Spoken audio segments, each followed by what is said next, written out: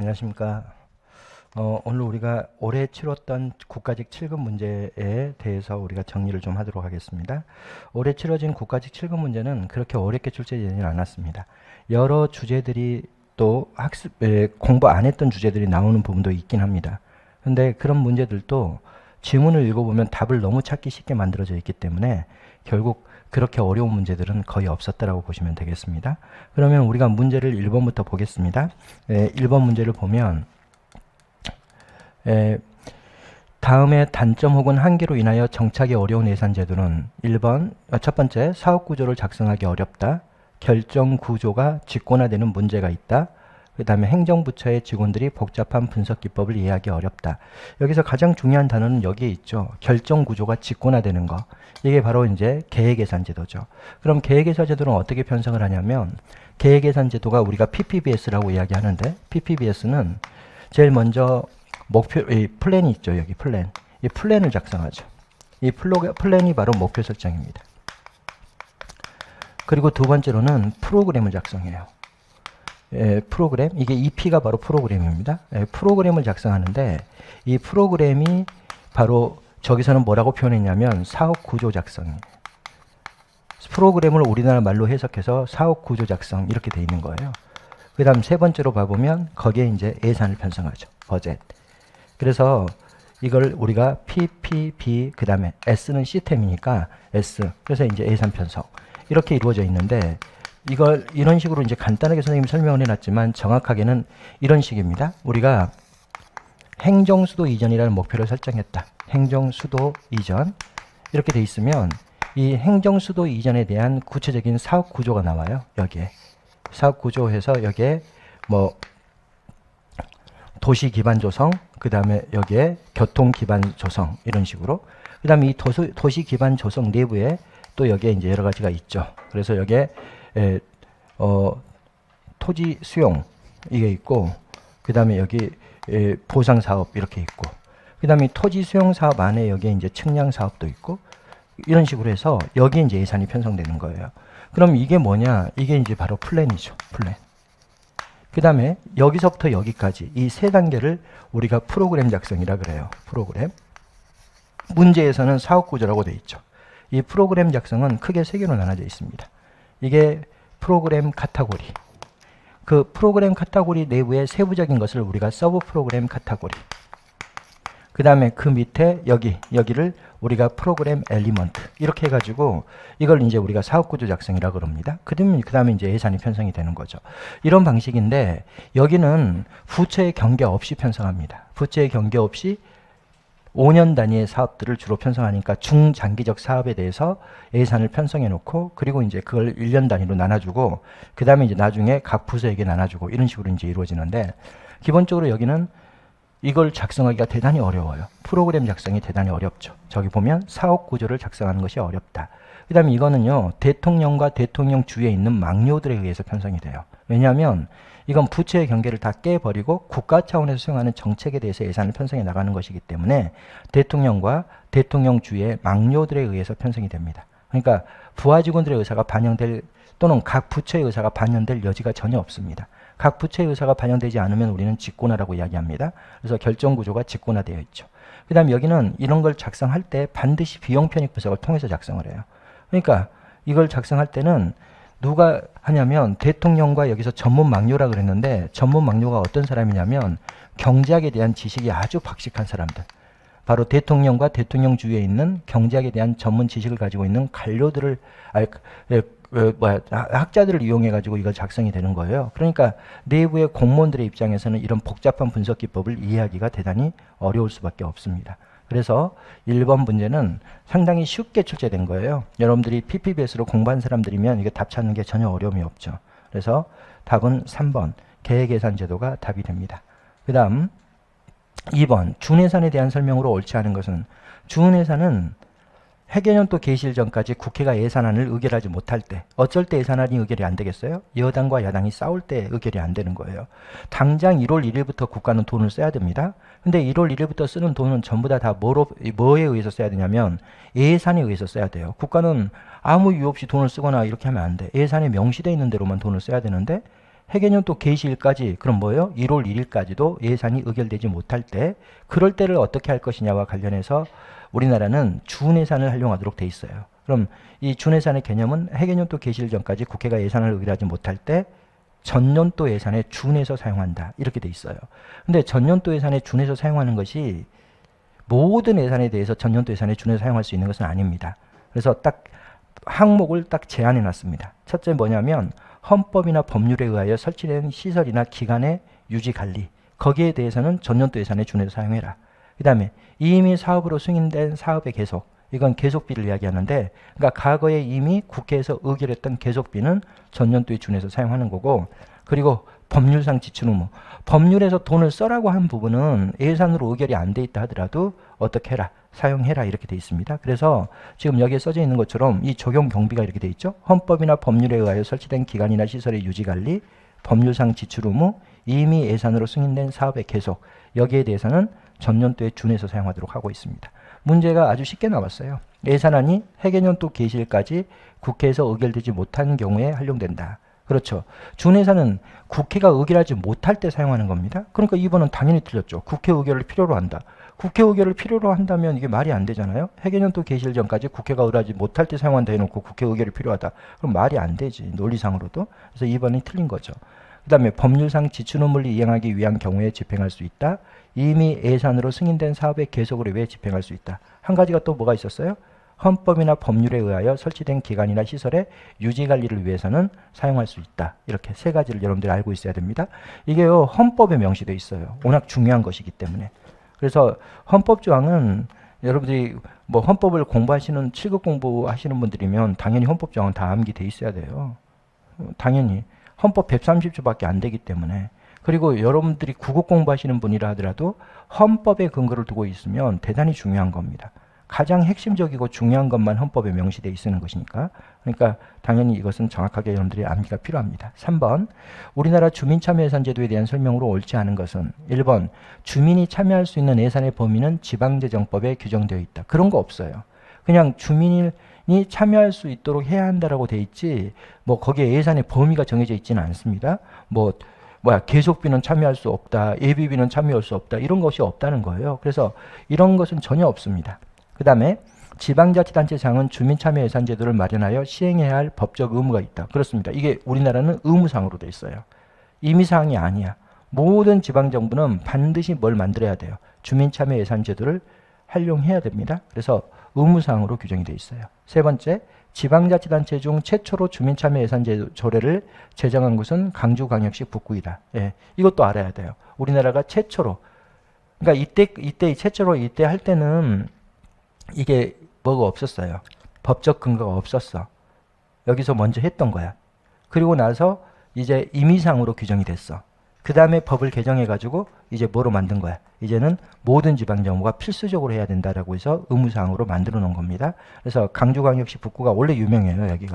여기가 여러 혁신적인 정책들 또는 제도들을 많이 도입하거든요. 그래서 이제 여기가 원래 좀 유명합니다. 강주광역시 북구가. 그 다음에 지방의회의 예산심의권 침해 논란이 있다. 그렇죠. 원래 예산심의권은 지방의회가 행사하는 것인데 이제 누가 행사하도록 해버리는 거야. 지방의회가 행사하는 게 아니라 주민들이 직접 참여해가지고 주민들이 예산안을 제출하도록 하기 때문에 지방의회를 못 믿으니까 그런 거 아닙니까? 아니 대의민주주의가 성립이 됐다 그러면 대표에게 모든 걸 맡겨야 되는데 이 대표에게 맡기지 않고 주민들이 직접 참여해서 예산 과정에 개입하겠다 이것은 결국 주민의 대표기관인 지방의회로 못 맺겠다는 거거든요. 결국은. 그렇죠. 왜냐하면 지방의회 의원들이 주민의 의사를 잘 반영 못하기 때문에 주민들이 직접 참여하는 모습이잖아요. 결국 그래서 이것은 지방의회의 예산심의권을 침해할 가능성이 있죠. 침해해도 돼요. 왜? 지방의회 의원이 중요해요? 주민이 중요해요? 주민이 중요한 거니까. 주민이 중요한데 주민의 수가 너무 많아서 우리가 주민의 대표기관으로 지방의회를 두고 있는 것인데 이 지방의회가 주민의 의사를 제대로 대변하지 못하니까 주민들이 직접 참여할 수 있는 장치를 만들어 놓은 게 주민참여예산제도죠. 그러니까 당연히 지방의회의 예산심의권을 침해할 가능성이 있는 거죠. 여기서는 이제 틀린 지문은 1번만 틀린 지문이죠. 4번 거래비용 이론에 대한 설명으로 옳지 않은 것은 이 거래비용 이론은 우리가 조금 공부를 좀 해보겠습니다.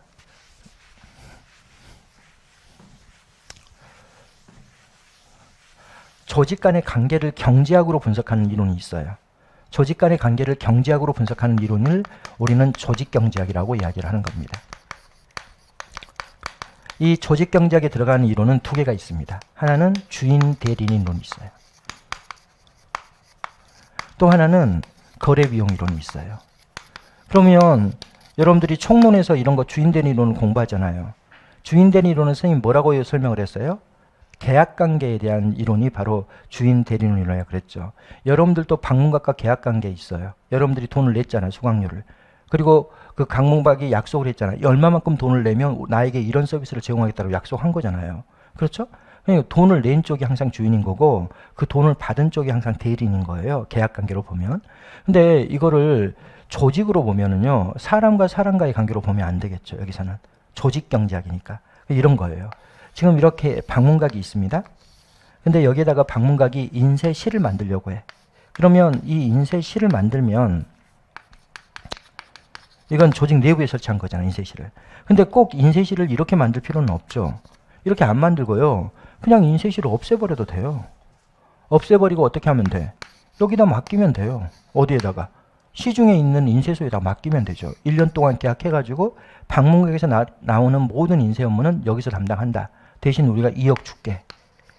대신 니네가 어떻게 해라. 최고 품질의 여기 인쇄를 제공해라. 이렇게 계약이 체결될 수도 있잖아요. 그러면 여기가 돈을 냈으니까 여기가 뭐가 되는 거야? 주인이 되는 거예요. 이럴 때 뭐가 나타날 수가 있냐면 역선택이 나타날 수가 있죠. 정보가 부족해가지고 가장 싸고 질 높은 인쇄 업무를 제공할 업체는 여긴데 방문각이 잘 몰라가지고 여기로 계약해버린다. 그럼 뭐가 나타나는 거예요? 역선택이 나타나는 거죠. 두 번째로 여기가 계약됐는데 이게 인쇄 업무는 누가 더 전문성을 가지고 있냐면 대리인이 항상 전문성을 가지고 있는 겁니다. 이 대리하는 여기가 워낙 전문성을 가지고 있죠. 그러니까 이 주인은 인쇄 업무에 대한 전문성이 없으니까 얘네들을 제대로 감시하지 못해요. 그래서 얘네들이 주인의 이익을 추구하기보다는 자기 자신의 이익을 추구하는 현상이 나타나는데 그걸 우리는 뭐라고 표현해요? 도덕적 해이라고 표현하는 거죠. 바로 대리인이 주인을 위해서 일하겠다고 약속했음에도 불구하고 주인의 정보 부족을 틈타서 자기 이익을 추구하는 현상. 그러면 이게 이제 우리가 도덕적 해이라고 이야기하는 겁니다. 그래서 주인 대리인론에서 나타나는 대표적인 문제점이 바로 역선택과 도덕적 해이란 말이죠. 그럼 이거 분명히 주인 대리론이 어디에 적용이 되고 있는 거야? 이 조직 간의 관계에 그대로 적용이 되잖아요. 그래서 여기를 우리는 조직경제학이라고 이야기하는 거예요. 근데 이 이론을, 이 주인 이론을, 주인 대리인 이론을 조금 더 확장시켜 놓은 게 거래비용 이론이에요. 그럼 이 거래비용 이론은 어떠냐? 거래비용 이론은 먼저 뭘 알아야 되냐면 여기서 알아야 될 게 거래비용의 개념을 알아야 돼요. 거래비용이라는 것은 시장기구를 활용할 때 발생하는 모든 비용을 우리가 거래비용이라 그래요. 시장기구를 활용할 때 발생하는 모든 비용. 네, 시장기구를 활용할 때 발생하는 모든 비용. 그럼 여기 이 그림에서 여러분들이 선생님 여기 써져 있네요. 시장기구를 활용할 때 여기 계약금으로 2억 줬네요. 이 2억만 거래비용에 들어가지는 않아요. 여러분들이 인쇄소를 찾아보기 위해서 정보 파악 비용 같은 것도 있을 거 아니에요. 그렇죠? 그리고 이 2억을 이렇게 주고도 또 진짜로 우리 방문각을 위해서 열심히 일하는지 감시 통제 비용도 있을 거 아니에요. 이런 것들이 다 포함돼요. 그러니까 시장기구를 활용할 때 발생하는 모든 비용인데 거기에 주로 가장 대표적인 게 정보 파악 비용 같은 게 많이 발생해요. 정보, 그렇지. 역선택을 하지 않기 위해서 우리가 많은 인쇄소를 알아보고 찾아다니고 이렇게 했다 그러면 거기에 비용이 발생하잖아. 그게 정보 파악 비용. 또 그렇게 해가지고 계약을 했다 하더라도 얘네들이 자기 이익을 추구할 수가 있기 때문에 우리 조직의 이익을 위해서 열심히 일하고 있는지를 감시하고 통제할 목적으로 또 거기에서도 또 뭐가 발생해요. 정보 파악 비용 같은 게 발생하는 거잖아요. 그래서 이 거래 비용은 시장 기구를 활용할 때 발생하는 모든 비용인데 이 거래 비용은 어떻게 구성이 되냐면 거래 비용은 F 자산 종속성. 자산 종속성을 다른 말로 우리가 자산 특정성이라고도 이야기합니다. 그 다음에 정보의 불완전성, 비대칭성. 네. 이거 말고도 뭐 거래 빈도도 여기에 들어가고 그 다음에 시장의 불안비성도 여기에 들어가고 법 제도의 미비성도 여기에 들어가긴 합니다. 근데 선생님이 중요한 것만 쓰겠습니다. 여기 이 두 개만 일단 보겠습니다. 여러 가지가 있어요. 그 뒤에도. 그럼 자산 종속성이라고 하는 건 뭐냐면 이런 거예요. 지금 우리 조직이 인쇄소를 찾아가지고 계약을 하려고 하는데 시중에 인쇄소가 딱 하나밖에 없어요. 여기 하나밖에 없습니다. 그럼 이게 뭐예요? 독점이잖아요. 독점이면 시장기구를 활용할 때 발생하는 비용이 커지겠어요? 줄어들겠어요? 커지겠지. 왜 커져요? 얘네들이 마음대로 형법을 해요. 2억에 해준다고 해놓고 얘들이 뭐라 그러냐면 우리 2억이 못 해주겠는데 더 많이 준다는 업체도 있으니까 3억 주라. 이래도 방문각 입장에서는 이때는 어떻게 할 수밖에 없어요. 만일 시장기구를 활용한다면 올려줄 수밖에 없잖아요. 왜냐하면 독점 체제이기 때문에. 그러니까 독점 기업은 항상 뭘 보여요? 바로 가격 상승을 통해서 독점의 이윤을 추구해 나가는 겁니다. 그러면 기본적으로 어떻게 돼? 자산 종속성이 크다 이러면 뭐예요? 시장의 불안전성이 크다는 이야기예요. 자산 종속성이 극도로 큰 상태가 독점 시장이야. 자산 종속성이 조금 독점 시장보다 낮은 상태. 이때가 이제 주로 과점 시장이겠죠. 기업이 두세 개밖에 없다든지 이런 거. 그러니까 자산 종속성이 크면 클수록 거래 비용은 증가해요. 그 다음 두 번째로 여러 기업이 존재한다 하더라도 인쇄소가 여러 개 있다 하더라도 정보가 불안전하면 불안전할수록 시장기구를 활용할 때 발생하는 비용이 커집니다. 왜냐하면 역선택의 가능성도 대단히 높아지고 도덕적 개의를 통제하지 못할 가능성도 대단히 높아지기 때문에. 그러니까 정보의 비대칭성이 크면 클수록 시장기구를 활용할 때 발생하는 거래 비용이 커요. 여기 선생님이 플러스 이렇게 써놓은 게 이것과 이것의 관계를 이렇게 표현해. 경제학에서는. 여기다 플러스를 써놓지만 이게 증가할수록 이게 증가한다 이런 뜻이에요. 또 이게 증가할수록 이게 증가한다 이런 뜻입니다. 예. 그 다음 세 번째로 조직을 봐보면 그럼 조직은 어떤 선택을 해야 되냐. 이 조직경제학에서 거래비용이론은 이 조직의 선택을 대단히 중시하는데 조직의 선택을 뭐로 보냐면 비용 최소화로 봐요. 비용 최소화. 비용이 최소화되는 방식으로 조직이 선택된다는 거예요. 그럼 어떻게 선택이 되냐. 이거 봐보세요. 이 거래비용 있잖아요. 거래비용. 이게 있잖아요. 이게 있고 만일 우리 조직 내부에 이거 인쇄소를 설치하면 어떻게 되겠어요? 여기다 우리 조직 방문각에 그냥 인쇄실을 만들어 버렸어. 그리고 여기다가 실장 한 명 뽑아 놓고요. 그 다음에 여기 이 실장도 전문가고 인쇄 업무에 대한 전문 직원들 한 3명 뽑고요. 알바생들 한 5명 뽑고요. 그리고 인쇄 기기도 다 사고요. 그래서 여기서 직접 할 수도 있잖아요. 이거를 우리는 뭐라 그러냐면 이걸 우리가 조종비용이라고 한다는 거예요. 조종비용이라고도 하고 이걸 행정비용이라고도 해요. 이걸 행정비용 이렇게도 표현합니다. 그러면 조직은 뭘 선택해야 되냐? 거래비용이 더 비싸다는 것은 시장기구를 활용하는 게 더 비싸다는 거죠. 어쩔 때 거래비용이 비싸지냐면 정보가 불안전하고 또 자산 정속성이 높을 때 시장기구 거래비용이 높아지는 겁니다. 근데 이게 더 크다면 어떻게 해야 되겠어요? 조직 내부에 설치하는 게 비용이 더 많이 들어. 그러면 시장을 선택하면 되지. 근데 반대로 이게 더 크다면 시장기구를 활용하는 비용이 더 많이 든다면 그러면 조직 내부에 설치하면 되지. 이건 내부 조직화예요. 이렇게 한다는 거예요. 근데 이 이론이 뭘 주장하냐면 이걸 주장해요. 왜? 이 이론은 원래 산업사회 때 나왔던 거거든요. 산업사회 때 조직들이 대규모화되는 이유를 설명하는 거야. 왜 대규모화되냐면 여러분들이 예를 한번 들어볼게요. 삼성전자가 이렇게 하나 만들어졌는데 여기다 공장을 세워야 돼. 근데 우리나라에 건설회사가 현대건설밖에 없어요. 현대건설밖에 없어서 현대건설한테 이걸 맡기려고 했더니 현대건설이 엄청난 돈을 요구합니다. 그럼 삼성이 기분 나쁘겠어, 안 나쁘겠어? 나쁘겠지. 에이씨, 삼성 거기서 만들고 말지. 만들어버리는 거야. 그래서 여기다 설치하도록 해버리는 거야. 그러니까 이런 식으로 해가지고 산업사회의 대규모 조직이 만들어졌다. 그래서 이게 산업사회의 대규모화되는 조직이 대규모화되는 이유. 대규모된 조직을 우리가 관료제라 그럽니다. 산업사회 관료제가 선택된 이유를 설명하는 거예요. 근데 이거는요, 지금 지식정보화 사회에서는 이걸 선택하게 될 수밖에 없어요. 지식정보화 사회에서는 일단은 뭐가 줄어드냐면 자산 종속성이 줄어듭니다. 왜 줄어드냐면 이제는 전 세계적 개방과 경쟁이 이루어지거든. 그러니까 우리나라의 기업이 건설회사가 하나밖에 없어도요. 우리는 뭐 할 수 있어요? 미국의 건설회사와 계약할 수도 있는 거고 일본의 건설회사와 계약할 수도 있게 돼버린 거야. 그러니까 연결의 경제가 이루어지기 때문에 기본적으로 자산 정속성이 극도로 떨어집니다. 그 다음에 IT 기술이 발달하고 이러면서 우리가 뭘 알게 돼요? 정보의 불안정성이 완화돼요. 인터넷 쳐가지고 보면은 그 회사가 어떤 회사인지 약속을 잘 지키는 회사인지 이런 것들에 대한 시장의 평판 같은 것들이 전부 다 거기 사용자 후기란에 다 기록이 돼 있잖아요. 그러니까 결국 뭐가 줄어들어요? 정보의 비대칭성이 줄어들기 때문에 지식정보사에서는 이게 더 적합하다. 이런 식으로 이제 논리를 전개. 근데 이 이론은 윌리엄스가 제시할 때는 이걸 가지고 이야기했어요. 이건 응용이에요. 응용. 이 거래비용 이론을 현대사회, 지식정보사에 응용하면 이렇다는 거예요. 이게 이제 원래 이론은 이건 거예요. 이거요. 그래서 우리가 문제로 풀어보면요. 1번 기회주의적 행동을 이게 도덕적 개의 같은 거죠. 바로 시장에서의 기회주의적 행동을 통제하기 위해서는 시장이 계층제보다 효율적인 수단이다. 맞아요? 틀려요? 틀렸죠. 기회주의적 행동이 바로 도덕적 해이를 우리가 기회주의적 행동이라 그럽니다. 이 기회주의적 행동을 통제하려면 당연히 어디가 더 중요한 거야? 계층제가 훨씬 더 유리한 거죠. 그러면 1번은 틀렸죠. 그렇죠? 2번. 거래비용은 탐색비용, 거래의 이행 및 감시비용 등을 포함한다. 그렇죠. 시장의 자발적 교환행위에서 발생하는 거래비용이 계층제의 조정비용보다 크면 내부하는 것이 효율적이다. 그렇죠. 거래비용이 시장기구를 활용할 때 발생하는 비용인 거래비용이 뭐다? 이런 조정비용보다 더 크다면. 선생님 여기 써놨잖아요. 여기 조정비용. 거래비용이 조정비용보다 더 크다면 여기잖아요. 내부 조직하잖아요. 그래서 그럴 때는 조직을 내부하는 게 효율적이죠.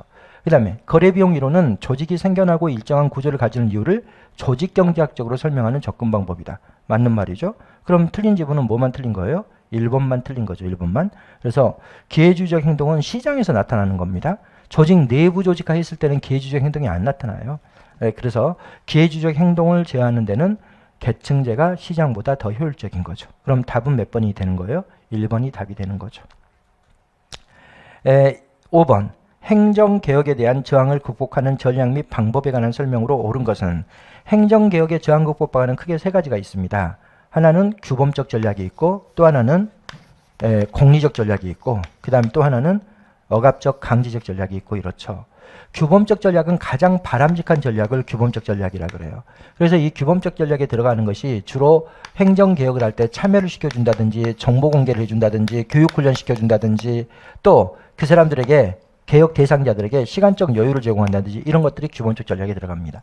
공리적 전략은 이거는 공리적 기술적 전략이라고 이야기하는데 이거는 잔머리를 쓰는 거예요. 행정개혁을 할 때 뭐다?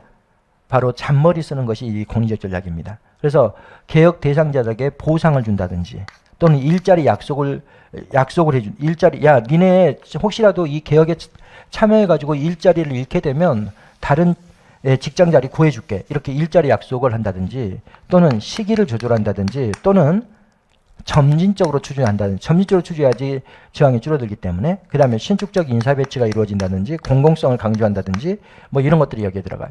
억압적 전략은 개혁 대상자들에 대하여 뭐다?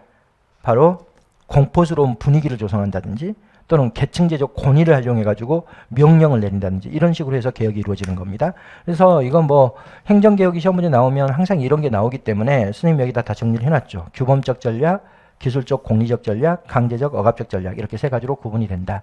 그럼 우리가 문제를 풀어보면 경제적 손실을 보상해주고 임용상 불이익 방지를 약속하는 거 이런 것들은 공리적 전략에 들어가요. 그 다음에 개혁 지도자의 신망을 개선한다. 이건 뭐예요? 부하 직원들에게 신뢰를 얻는다는 거야. 개혁 지도자가. 막 억압적으로 하거나 뭐 보상 주거나 이런 게 아니라 지도자가 설선수범해가지고 신망을 얻거나 또 참여를 시켜주거나 또 정보를 전달해 주거나 그 다음에 이렇게 따랐을 때 뭐다? 너가 공무원으로서 적합한 행동이라는 것을 사명감을 고취시켜주거나 이런 것은 다 뭐겠어요? 이거는 규범적 전략. 바람직한 걸 다 모아놓은 거니까. 그 다음에 교육훈련과 자기개발 기회를 제공한다. 이것도 바람직한 거잖아요. 바람직한 것은 다 규범적 전략이야. 3번은 맞네. 개혁 시기 조정은 뭐예요? 개혁 시기 조정은 뭐야? 개혁에 유리한 시기를 선택한다는 것이기 때문에 이거는 당연히 공리적 전략에 들어가죠. 그러면 1번 틀렸고 2번도 틀렸고 3번은 맞고 4번은 틀렸죠. 4번은 개혁 시기 조정은 뭐니까? 바로 공리적이고 기술적인 전략에 해당하기 때문에 그래서 답은 3번이 답이 되는 거죠. 예. 6번 중앙정부의 지방자치단체 사무배분의 원칙에 대한 설명으로 옳은 것만을 모두 고르면 기억번 지역주민 생활과 밀접한 관련이 있는 사무는 원칙적으로 시군자치구의 사무로 배분해야 된다. 이걸 우리는 뭐라 그러냐면 이걸 현지성의 원칙이라 그래요. 그러니까 가장 주민과 가까운 곳에 지방자치단체에 권한을 많이 배분해야 돼. 특히 어떤 사무를? 주민의 실생활과 관련된 사무. 주민의 실생활과 관련된 사무는 서울시청에다 넘겨주기보다는 구청에다 넘겨주는 게 더 좋죠. 왜냐하면 주민과 가장 가까이 있는 지방자치단체는 기초단체단체니까. 그러니까 지역 주민의 생활과 밀접한 관련이 있는 사무일수록 어디에 지방정부에게 기초단체단체에게 사무를 배분해야 한다는 원칙이 현지성의 원칙입니다. 그 다음에 사무를 지방정부에게 이임할 때는 포괄적으로 이임해줘야 돼요. 그래서 이게 서로 관련된 사무를 배분할 때는 포괄적으로 배분해야 한다. 이게 바로 포괄성의 원칙이에요. 세 번째로 시군 및 자치구가 처리하기 어려운 사무는 국가보다는 시도에 우선 배분해야 한다. 원래 모든 사무는 어디다 줘야 되냐면 시군 자치구에 줘야 돼요. 그게 우리가 뭐라 그래요? 이게 현지성의 원칙을 다른 말로 우리가 기초자치단체 우선의 원칙이라 그러거든요. 기초자치단체 우선의 원칙이 있어요. 주민과 가장 가까운 자치단체에 많은 권한을 배분해야 돼. 근데 혹시라도 기초가 하기 어려운 일이라면 누가 해야 돼요? 이제 광역이 하는 거야. 광역도 하기 어려운 것만 중앙정부가 해야 된다. 이게 지금 여기 써져 있는 거야. 시군 자치구가 하기 어려운 것은 중앙정부가 하는 거 아닙니다. 광역이 하는 거고 광역도 하기 어려운 사무일 때만 중앙정부가 참여하는 거야. 이걸 우리는 보충성의 원칙이라 그러는 거예요. 보충성의 원칙. 이 보충성의 원칙 중에서도 이게 소극적 의미예요. 뭐라? 이게 무슨 말이냐면 선생님이 소극적, 적극적 다 설명했죠. 소극적이라는 건 뭐야? 뭐뭐 하지 말라 이게 소극적인 거고 하라 이러면 적극적인 겁니다. 부모님께 불효를 저지르지 말라 그럼 소극적인 거고 부모님께 효도해라 이것은 적극적인 표현이고 이렇습니다. 이건 뭐냐면 뭐다? 기초단체가 할 수 있는 사무라면 절대 광역이나 중앙정부는 개입하지 말라 이런 의미예요. 또 광역이 할 수 있는 일이라면 중앙정부는 절대 개입하지 말라 이런 의미이기 때문에 이거는 이제 우리가 보충성의 의미 중에서도 소극적 의미라고 이야기를 하는 겁니다. 그 다음에 시군 자치구가 해당 사무를 원활히 처리할 수 있도록 행정적, 재정적 지원을 병행해야 한다. 이거 있죠? 이걸 우리가 보충성의 원칙의 적극적 의미예요.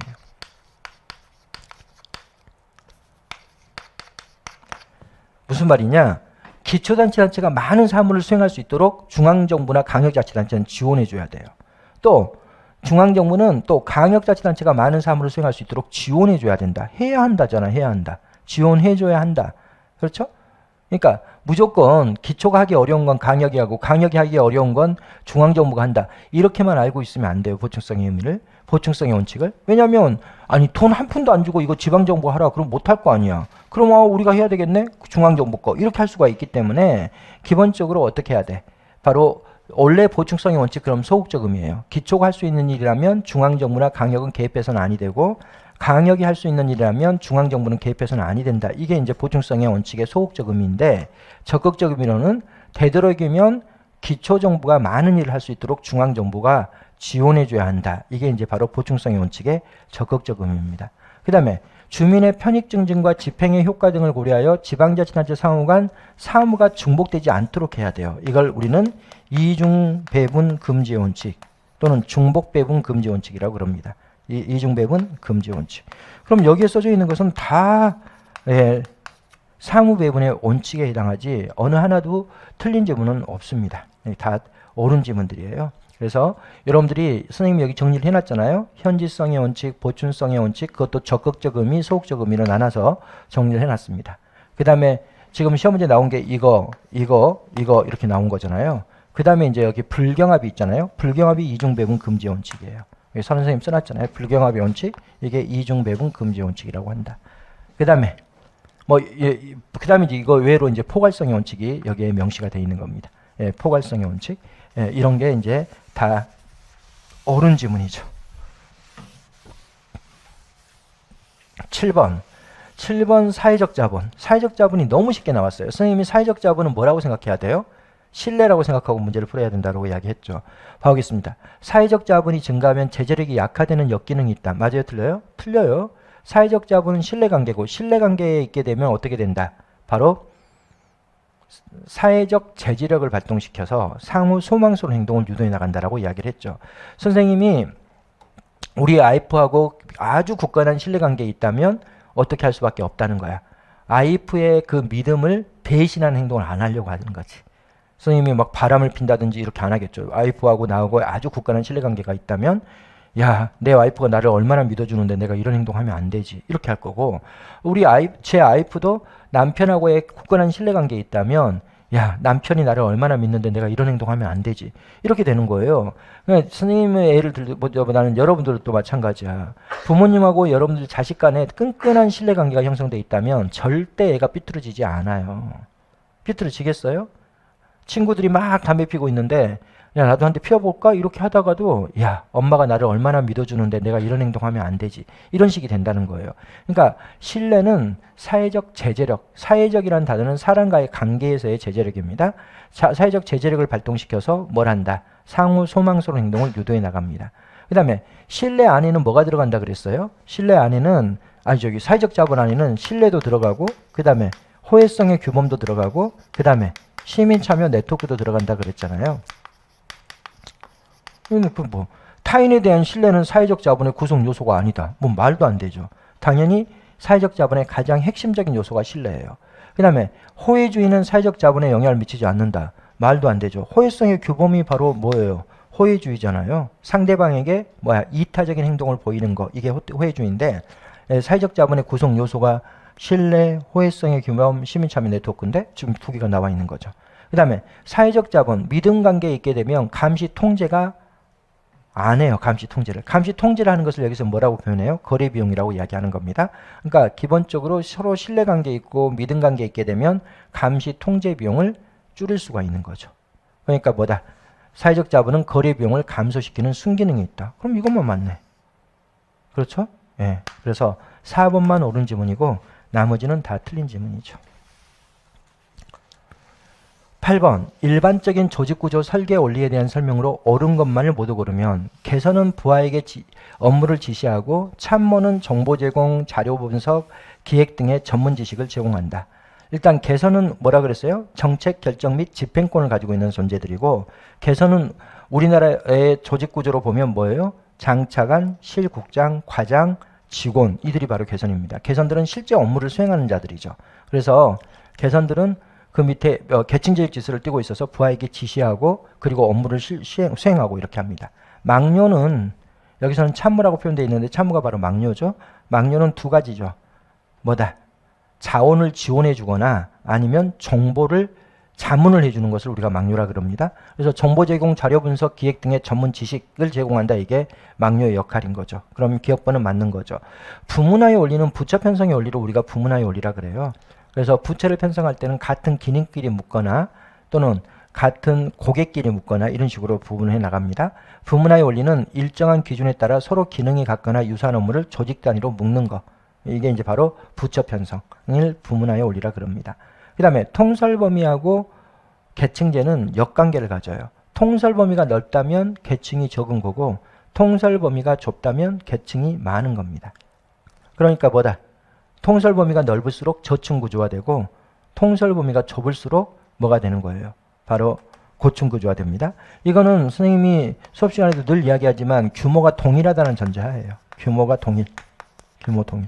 규모가 동일하다는 전제하에서의 논의입니다. 이게 무슨 말입니까? 이러면 봐보세요.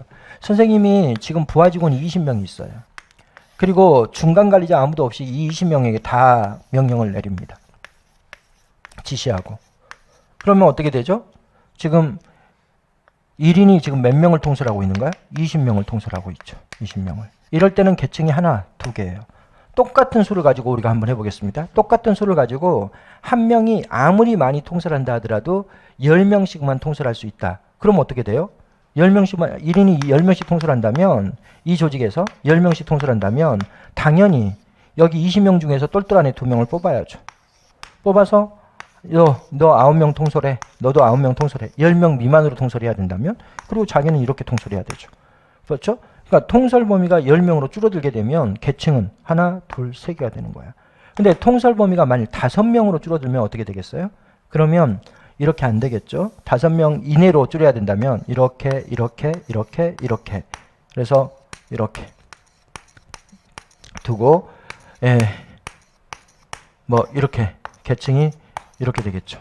그리고 이렇게 되는 거죠.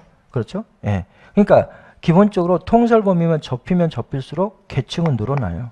계층이 늘어나면 어떻게 되죠? 이게 고층 구조가 되는 거죠. 통솔 범위를 넓히면 넓힐수록 어떻게 되는 거야? 바로 계층은 줄어들어요.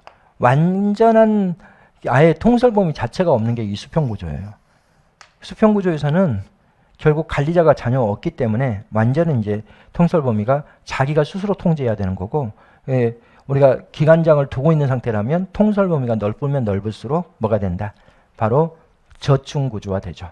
그러면 통설 범위가 넓을수록 고도의 수직적 분화가 일어나 고층 구조가 형성되고 틀렸죠.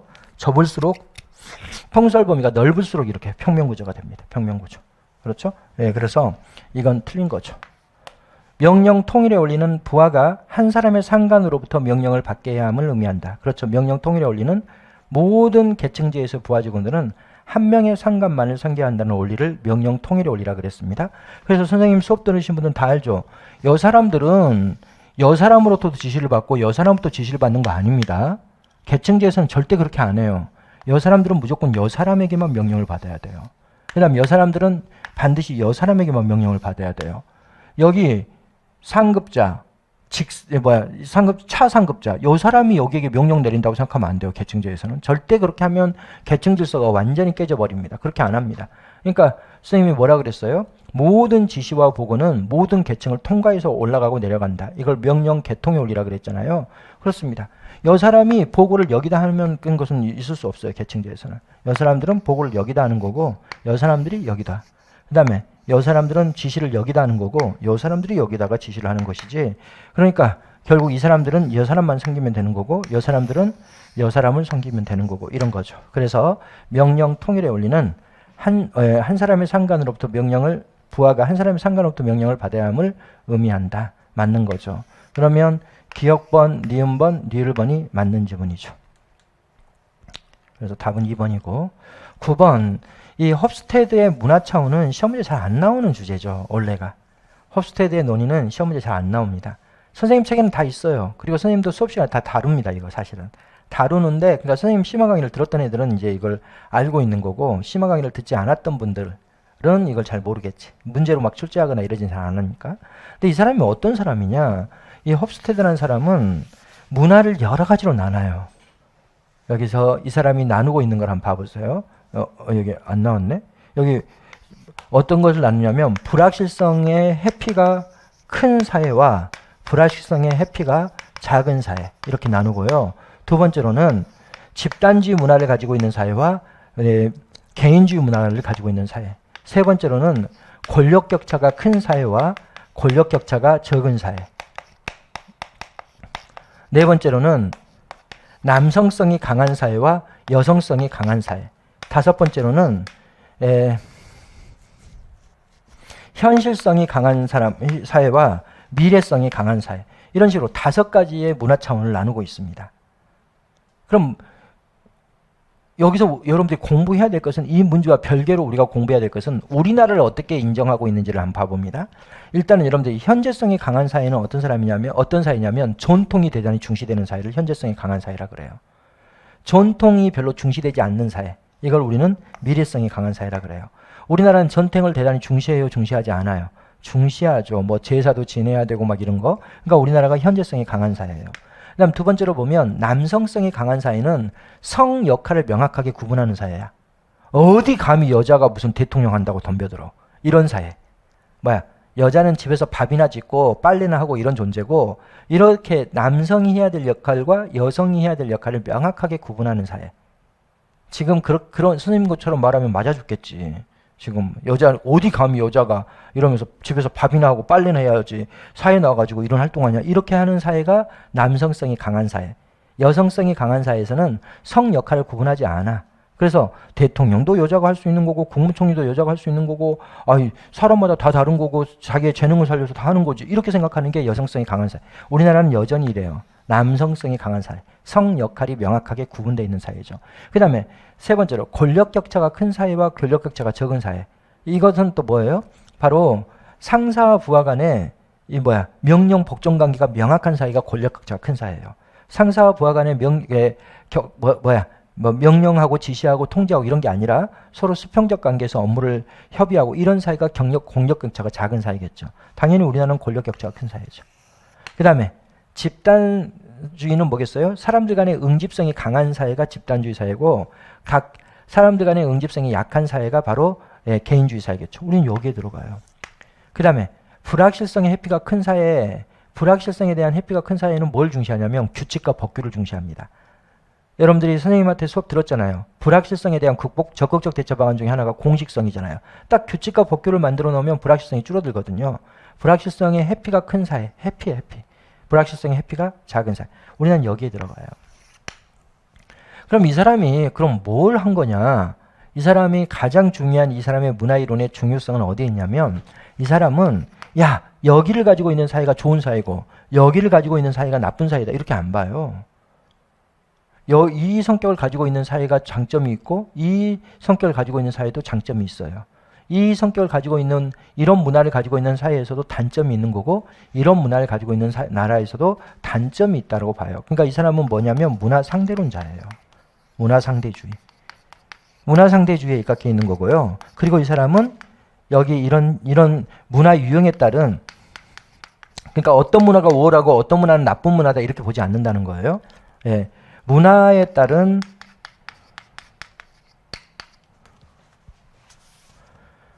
조직관리의 방침을 제시해요. 조직관리의 방침. 그러니까 집단지 문화를 가지고 있는 사회에서는 이렇게 조직을 관리하는 게 바람직하다. 개인주의 문화를 가지고 있는 사회에서는 이렇게 조직 관리를 하는 게 바람직하다라고 이야기하지. 야 개인주의 문화가 집단주의 문화보다 우월한 문화야.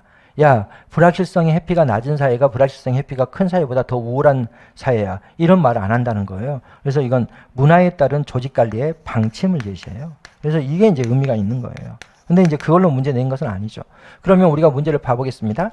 불확실성 해피의 정도가 강한 경우 우리나라죠. 이때는 규칙과 법규가 많이 만들어져요. 공식적인 규정을 많이 만들어서 불확실성을 회피해 나가려고 한다.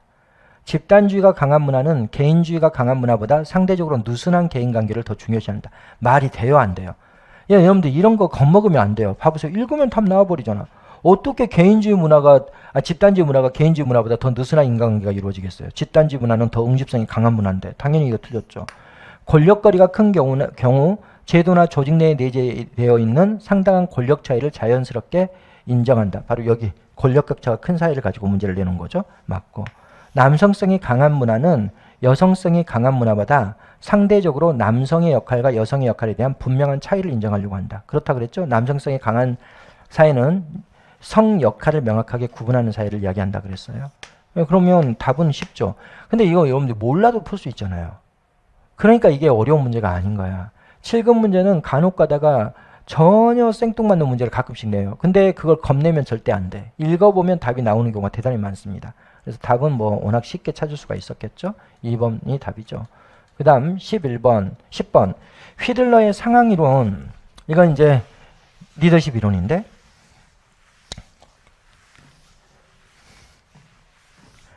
휘들러의 상황이론은 일단은 이 사람이 뭘 가지고 나누냐면 첫째, 이 사람의 연구 방법은요. 이건 LPC라는 걸 가지고 연구해요. 이 LPC라는 게 뭐냐면 가장 좋아하지 않는 동료라는 설문조사예요. 설문조사. 여러분들 설문조사에도 이름이 다 있다는 거 알죠? 여러분들 성격 테스트 할 때 MBTI라 그러나? 그거 하잖아 맨날. 그 MBTI라는 이름이 붙어져 있잖아요. 이거는 이제 조직 구성원들에 대하여 가장 좋아하지 않는 동료라는 설문조사를 받아요, 이 사람이. 그래서 이 설문조사에 의해서 이제 이론을 정립해 나가는데, 이 사람은 이 상황이론이니까 상황변수를 제시하죠. 상황변수, 이거 상황변수 맨날 시험 문제 나오니까 알고 있어야 됩니다. 이 사람은 어떤 상황을 제시하냐면, 첫째, 상사와 부하 간의 관계. 상사와 부하 간 관계. 하고요. 그 다음에 가업 구조. 그 다음에 직위 권력. 이 세 가지를 이야기해요. 직위 권력. 이 세 가지. 그럼 이게 뭡니까? 이러면 상사와 부하 간에 아주 친밀한 인간관계가 형성되면 상황적으로 유리하다. 이런 뜻이에요. 또 가업구조라는 것은 업무의 경계가 명확한 게 가업구조야. 내가 담당한 업무와 내 옆에 동료가 담당한 업무가 명확하게 구분돼 있어. 그러면 우리는 그걸 가업구조가 명확하다고 이야기합니다. 근데 모호하게 돼 있는 경우도 있잖아요. 여러분들이 나하고 내 동생이 엄마가 외가댁에 가면서 청소 좀 해라 이렇게 해놓고 갔단 말이죠. 그럼 거기에 엄마가 나한테 네가 청소기 돌려라, 너가 바닥 닦아라 이렇게 한 게 아니라 그냥 둘이 알아서 청소 좀 해라 이렇게 돼 있잖아요. 그러면 이거는 가업구조가 불명확한 거예요. 가업구조가 명확하다는 것은 야 너는 청소기 돌리고 너는 뭐 해라 이렇게 해서 담당 업무가 명확하게 구분되어 있을수록 가업구조가 명확합니다. 가업구조가 명확하면 상황적으로 유리한 거야. 이런 뜻이에요. 또 직위권력이라는 것은 내가 과장이라면 과장이란 직위에 많은 권한이 있어. 많은 권한이 부여되어 있으면 직위권력이 높은 겁니다. 그러면 상황적으로 유리해요. 그래서 이 세 가지 조건을 가지고 이 사람이 어떤 결론을 맺었냐면 상황적으로 유리하거나 불리할 때 이럴 때는 가업지향적 리더십이 더 효과적이고 상황적으로 유리하지도 불리하지도 않을 때 이럴 때는 인간지향의 리더십이 더 효과적이더라. 이렇게 결론을 맺었던 겁니다. 예. 실제 검증을 다 해요, 이 사람이. 그러면 이거 문제 그대로 풀어보겠습니다. 리더와 부하의 관계, 부하의 성숙도 틀렸어. 부하의 성숙도는 여기 안 나와요. 부하의 성숙도를 가지고 논의한 사람은 휘들러가 아니에요. 허쉬와 브랜차드라는 사람이 있는데 이 사람들이 상황 변수로 부하의 성숙도를 가지고 연구를 해나갑니다. 그러니까 당연히 틀렸죠. 두 번째, 리더에게 매우 유리한 상황일 경우는 가업지향의 리더십이죠. LPC 점수를 사용하여 리더를 가업지향적 리더와 인간지향의 리더십으로 구분했다. 여기서 선생님이 인간지향이라 그랬는데 여기는 표현이 관계지향이라고 되어 있죠. 관계가 바로 인간관계를 이야기하기 때문에. 그 다음에 리더가 처한 상황에 따라서 리더의 효과성이 달라질 수 있다. 그렇습니다. 리더가 어떤 상황에 처해 있느냐에 따라서 리더의 효과성이 달라집니다. 그럼 이건 이제 우리가 상황 이론이니까 상황에 따라서 달라진다. 리더십 효과성이. 그래서 10번의 답은 당연히 1번. 야, 이거 맨날 이거 물어봐요. 뭐 히틀러는 나오면 다 이거예요. 결국. 이 세 가지 요소를 바꿔가지고 틀린 답으로 유도해 나가는 거죠. 예. 11번. 역간주의 정당화 근거로 옳지 않은 것은 역간주의는 어떤 거예요? 공직 구성을 선거에 연계해 놓은 거야. 그래서 만일 민주당이 출신의 대통령 후보가 선출이 됐다면 모든 공직을 민주당 당원이 다 가져가는 거죠. 그러면 이거는 민주적이에요? 비민주적이에요? 아주 민주적이에요. 국민의 의사에 따라서 어디가 구성이 돼? 공직이 구성돼. 만일 민주당을 국민들이 뽑아줬다는 것은 국민들의 의사가 민주당의 공약에 있다는 것이 확인된 거고 그리고 그 민주당의 공약을 잘 알고 있는 민주당 당원들로 공무원을 구성하게 되면 결국 뭐다? 공직의 민주화가 이루어지는 거죠. 민주성이. 그래서 행정의 민주화에 기여합니다. 그 다음에 대통령이 민주당 출신인데 내부의 공무원들이 전부 다 민주당 당원으로 구성되면 대통령의 명령권이 잘 받아들여지겠어요? 잘 안 받아들여지겠어요? 아주 잘 받아들여지겠죠. 같은 정당 사람들이니까. 결국 정치 지도자의 통솔력이 확보되는 거예요. 그 다음에 이건 당연히 정당 정치의 발전과 관련되어 있습니다. 선거 과정과 연계되어 있으니까. 그러나 이것은 행정의 계속성이나 안정성을 저해하죠. 왜요? 아니 다음 선거에서 만일 공화당이 돼버리면 어떻게 되니까? 모든 공무원들은 다 옷 벗고 나와야 되고 이제 공화당 당원들로 공직이 채워지기 때문에 이거는 행정의 계속성이나 안정성이나 연속성을 저해한다는 비판을 받고 있는 거죠. 아주 쉽게 문제가 출제되어 있죠. 그래서 행정의 안정성과 지속성을 확보한다. 그럼 당연히 틀린 거죠. 12번 직업공무원제. 직업공무원제는 뭐라 그랬어요, 선생님이? 직업공무원제는 신분보장을 직업공무원제라 그래요. 젊은 인재를 공직에 채용하여 평생토록 근무케 하는 제도 이렇게 돼 있는데 가장 중요한 게 평생토록 근무야. 그걸 우리는 뭐라고 표현하냐면 전생애성이라고 이야기하는 거예요. 전생애토록 근무케 하는 제도예요. 이건 뭘 의미하냐면 강한 신분보장을 이야기하는 거예요. 강한 신분보장. 강력한 신분보장을 해주는 제도가 바로 직업공무원제입니다. 미국은 아직도 직업공무원제가 확립되어 있지 않아요. 왜냐하면 미국 공무원들은 강한 신분보장을 받지는 않아요. 약한 신분보장만 받아요. 그렇기 때문에 미국은 아직도 직업공무원제가 확립되어 있지 않다. 이렇게 우리가 이야기하는 겁니다. 그러면 이렇게 공무원을 한번 젊은 인재를 채용해가지고 60세까지 우리가 지금 직업공무원제인데 60세까지 강한 신분보장을 해주면 어떻게 되겠어요? 행정의 계속성과 안정성이 확보돼요. 왜? 동일인들이 계속 그 업무를 수행해 나가기 때문에. 여기 나와 있네. 공무원의 신분을 보장해서 행정의 연속성과 일관성을 유지하는 데 긍정적이다. 두 번째로 젊고 유능한 인재들이 공직에 보람있는 직업으로 선택하여 일생을 바쳐. 이게 전생애성이야. 전생애토록 성실히 근무토록 유도하는 인사제도다. 그렇죠. 그 다음에 이렇게 되면 환경 변화에 민감하게 대응할 수 있겠어요? 없겠어요? 없어요. 공무원이 신분보장을 강하게 받잖아요. 그럼 일 안 해버려요. 다. 아니 다 죽을 60세까지 안전하게 일하게 돼 있는데 뭐 열심히 일할 이유는 있겠어요. 그러니까 기술적 환경이 바뀌어도요. 새로운 기술을 받아들이려고 하지 않습니다. 공무원들 보면은 사고방식이 고리타분하고 엄청 그래요. 걔네들은 경직적이고 뭔가 융통성이라는 건 전혀 없고 막 이런 식이 돼버리죠. 여러분들도 나중에 그렇게 돼요. 한 50세까지 하고 있으면 50대 선생님 만나러 왔으면 사고가 아주 경직돼가지고 왜냐하면 거기서 이제 맨날 규칙과 법규에 따라서만 업무를 수행하고 그리고 이제 앉아서 그냥 무사한이라고 복지부동을 하기 때문에 다 배만 나와 있고 뭐 별로 이제 환경, 사회에 대한 어떤 변화에 대한 이런 것들을 잘 둔감하고 이렇게 되는 거죠. 근데 여러분들이 여기서 보면요. 여기 공무원이 환경적 요청에 민감하지 못하고 특권 집단화들을 우리가 있다 이렇게 돼 있잖아요. 특권 집단은 뭐야? 우리는 어떤 특권을 가지고 있는 사람들이다라고 인식하게 된다는 거야. 그래서 선생님이 늘 이야기하잖아. 공무원 되면 다 한 50대 정도만 되면 항상 팔자걸음 걷고 뒤에 뒷짐지고 자기가 뭐 대단한 놈 인간인 것처럼 막 이렇게 폼 잡고 다니고 이런 애들이 많은 거야.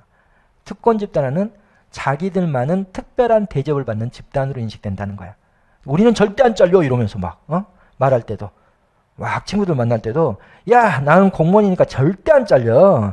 니네들이나 힘들지. 뭐 이런 식으로 이야기하는 이런 게 바로 특권 집단화예요. 자기들은 강한 신분 보장을 받는다는 점에서 다른 일반 국민과는 전혀 다른 어떤 특권 계층으로 인식한다. 이런 거예요. 이게 직업공무원의 가장 큰 한계예요. 그 다음에 공무원의 일체감과 단결심 및 공직에 헌신하려는 정신을 강화하는데 유리하겠어? 불리하겠어? 봐보세요. 같이 30년, 40년 근무하면 서로 친해지겠어? 안 친해지겠어? 엄청 친해요. 그러니까 공무원 아들이나 공무원 딸이 결혼한다 그러면 거의 그 동네 공무원들 다 와요. 다 와. 그래서 아버지가 공무원이면 항상 그런 말 할걸. 아빠 퇴직하기 전에 빨리 합격해서 결혼해야 된다. 아빠가 갖다 바친 돈이 얼만데 동료들 또 뭐 결혼한다고 해가지고 갖다 바친 돈이 얼만데 야 너네들 빨리 결혼해라 막 이렇게 이야기하는 게 다 그런 거예요. 왜? 공무원들은 한 곳에서 장기간 근무를 하잖아요. 한 곳이 장기간 근무하는 게 아니라 공직에서 장기간 근무하잖아요. 그러니까 공무원들이 서로 순환보직을 통해서 맨날 왔다 갔다 하고 이러니까 서로 얼굴을 잘 알아요. 그래서 자기들끼리 일체감이 대단히 강하고 단결심도 대단히 강하고. 근데 그 이유가 어디에 있냐? 이것 때문에 그래요. 항상 직업공무원제를 생각할 때는 이걸 생각해요. 강한 신분보장 때문에 공직에서 오랫동안 같이 근무하기 때문에 응집성도 강해지고 일체감도 강해지고 단결심도 강해지고 이렇습니다. 그리고 공직에 헌신하려는 정신도 강해져요. 왜? 아니 계속 공직에서 30년 동안 교육훈련 받아보세요. 30년 동안 일하다가 또 공무원 교육관 가가지고 또 교육받고 계속 이렇게 하게 되면 사고가 완전히 경직되고 공직에 대한 충성도는 높아집니다. 공직에 대한 충성도 높아져. 그래서 선생님이 한번 이야기했잖아. 저희 아버지가 공직 생활을 38년 하고 퇴직하셨는데 지금도 여름에 에어컨 틀면 28도 틀어놔요. 그래서 내가 저기 부모님 댁에 가가지고 아니 28도로 에어컨 틀려면 뭐하러 에어컨을 틉니까? 차라리 끄고 선풍기를 틀지. 그랬더니 엄마가 뭐라 그러냐면 니네 아빠한테 물어봐라 이러네. 그래서 내가 아버지한테 물어봤더니 정부 권장 온도래. 정부 권장 온도. 퇴직을 한 지 지금 10년 조금 20년 가까이 됐나? 10년 넘으셨는데도 지금도 저러고 계셔요. 뭐야? 정부 권장 온도를 따르고 있는 거야. 권장 온도를. 왜냐하면 계속 공무원으로서 이렇게 살아가면서 정부가 원하는 대로 살아가는 사람이 돼버리기 때문에 30년, 20년 막 이렇게 근무하면서 어떻게 되는 거야? 지금도 그렇게 막 하시는 거예요. 그러니까 기본적으로 뭐가 문제가 되냐면 바로 이건 장점이죠. 공무원의 일체감이나 단결심이나 공직에 헌신하려는 정신이 강화되는데 유리한 제도죠. 틀렸죠. 4번만 틀린 지문이죠. 나머지는 다 맞는 지문입니다. 그 다음 13번 살라몬의 정책수단 유형 중 직접수단에 해당하는 것은 이거 여러분들이 문제 풀 때 선생님이 어떻게 풀라 그랬어요? 선생님이 수업시간 늘 정리해주는 방식이 있었죠. 첫째, 뭐는 무조건 간접수단이다.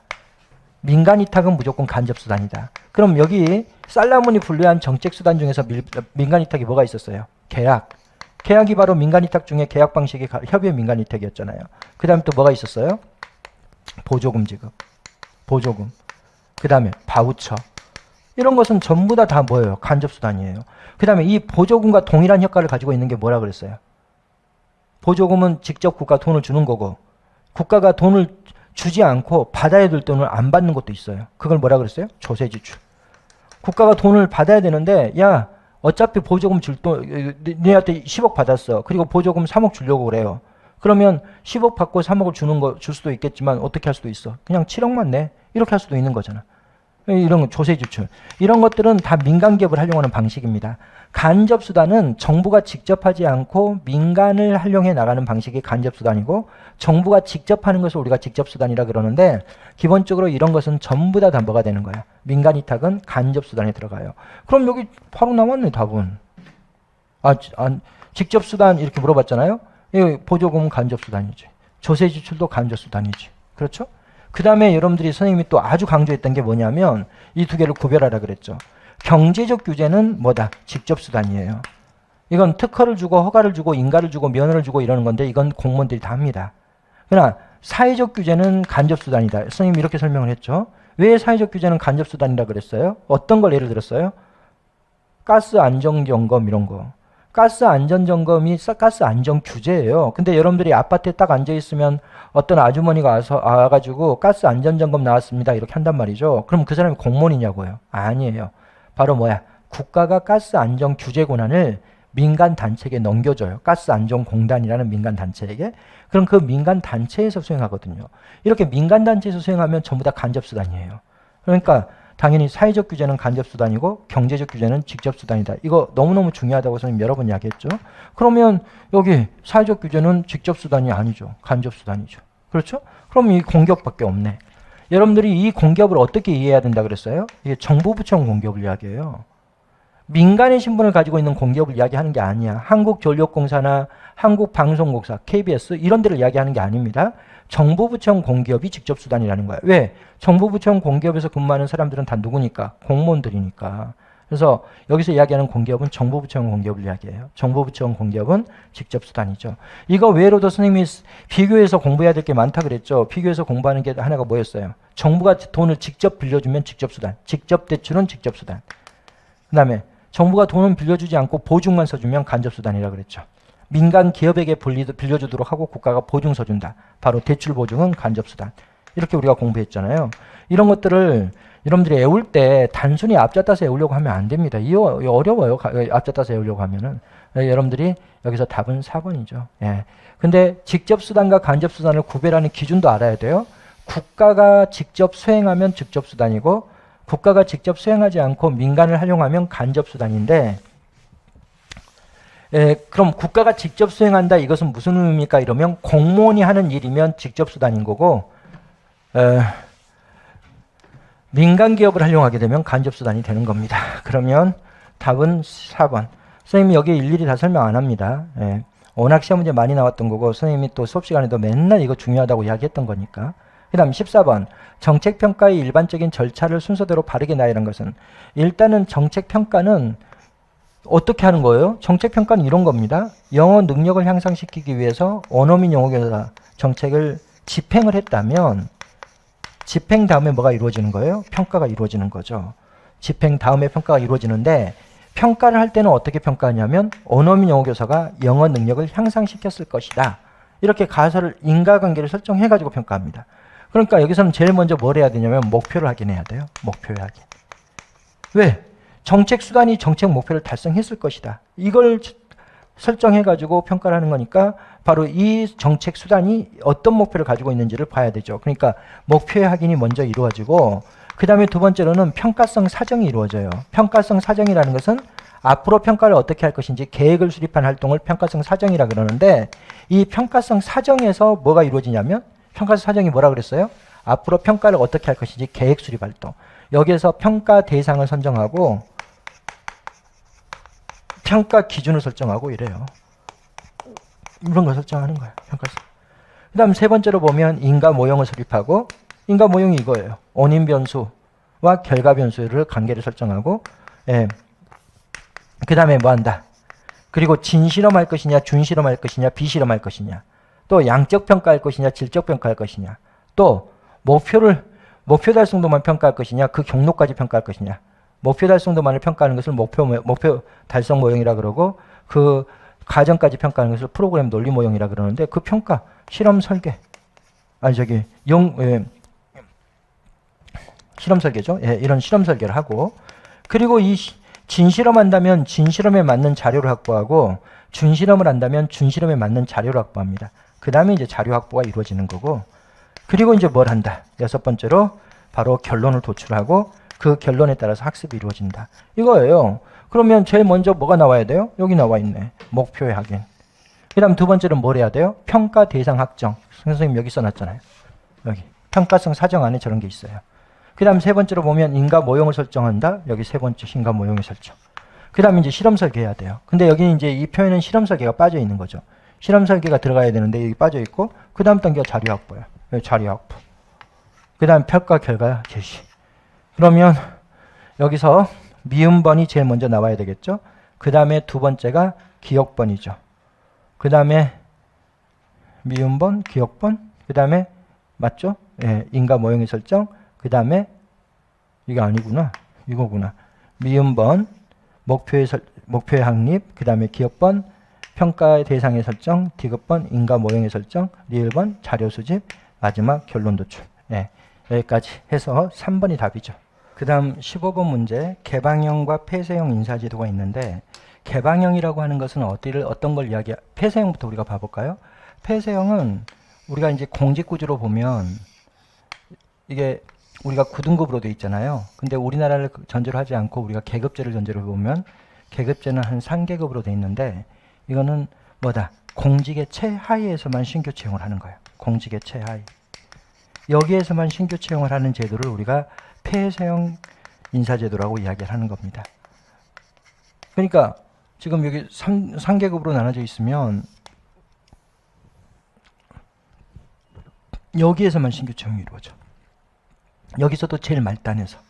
그래서 이렇게 다양한 업무를 수행해보고 그 다음에 상위 계급으로 승진하고 또 이렇게 되는 겁니다. 이 공직의 최하위에서만 신규 채용하는 제도를 폐쇄형이라 그러는데 이 폐쇄형에 입각해 있는 인사제도가 바로 계급제예요. 계급제는 이거는 이제 우리가 다 알고 있는 것처럼 뭐예요? 사람의 특성에 따라서 공무원을 분류합니다. 그러니까 여기가 어디냐면 평민. 원래 계급제는 농업사회를 기반으로 하거든요. 여기는 중인, 여기는 귀족 이런 식으로 돼 있어요. 그리고 어떻게 한다? 바로 평민이 하는 일 중에서는 가장 최하위 여기서 뽑아. 그래서 여기서 다양한 업무를 수행하고 승진해가지고 위로 올라가고 승진해서 위로 올라가는데 그 위로는 절대 못 올라갑니다. 그 계층 위로는 못 올라가요. 그럼 직위분류제라는 거, 개방형은 어떠냐? 미국 같은 경우가 개방형인데 개방형은 이런 식입니다. 철저하게 이걸 층으로 다 나눠요. 그래서 미국은 18등급으로 나눠져 있어요. 우리나라 9등급제지만 미국은 과거에 18등급제였습니다. 근데 여기는 모든 계급에서 신규 채용이 이루어져요. 여기서도 이래요. 그럼 선생님 승진은 어떻게 합니까? 승진은 외부에 있는 전문가들과 경쟁해야 돼요. 내가 여기서 일을 잘해가지고 승진하잖아요. 승진하려면 시험 봐야 돼. 시험 보는데 이들하고 같이 시험 봅니다. 외부의 전문가들과. 여기서도 그러고 모든 계급에서 신규 채용. 여기는 모든 계급에서 신규 채용이 이루어져요. 모든 계급. 이걸 우리는 개방형이라 그래요. 그러면 우리나라는 뭐겠어요? 우리나라는 폐쇄형이겠어? 개방형이겠어? 우리나라는 폐쇄형에 가깝습니다. 왜냐하면 9급에서 너무 많이 뽑거든. 7급은 조금밖에 안 뽑아요. 5급은 더 조금밖에 안 뽑아요. 거의 대부분이 9급 출신이에요. 그러니까 우리나라는 폐쇄형에 가깝습니다. 완전 폐쇄형이라고 할 수는 없어요. 7급에도 뽑고 5급에도 뽑으니까. 그러나 우리나라는 폐쇄형에 가깝다라 그러는데 이건 이제 직위분류제와 관련되어 있는 거죠. 그러면 그냥 이 정도만 보고 우리가 문제를 풀어보겠습니다. 개방형 인사제도는 외부 전문가나 경력자에게 공직을 개방하여 새로운 지식, 기술, 아이디어를 수용해 공직사의 침체를 막고 행정의 효율성을 높이는 데 유리하다. 맞겠어요? 틀리겠어요? 당연히 맞죠.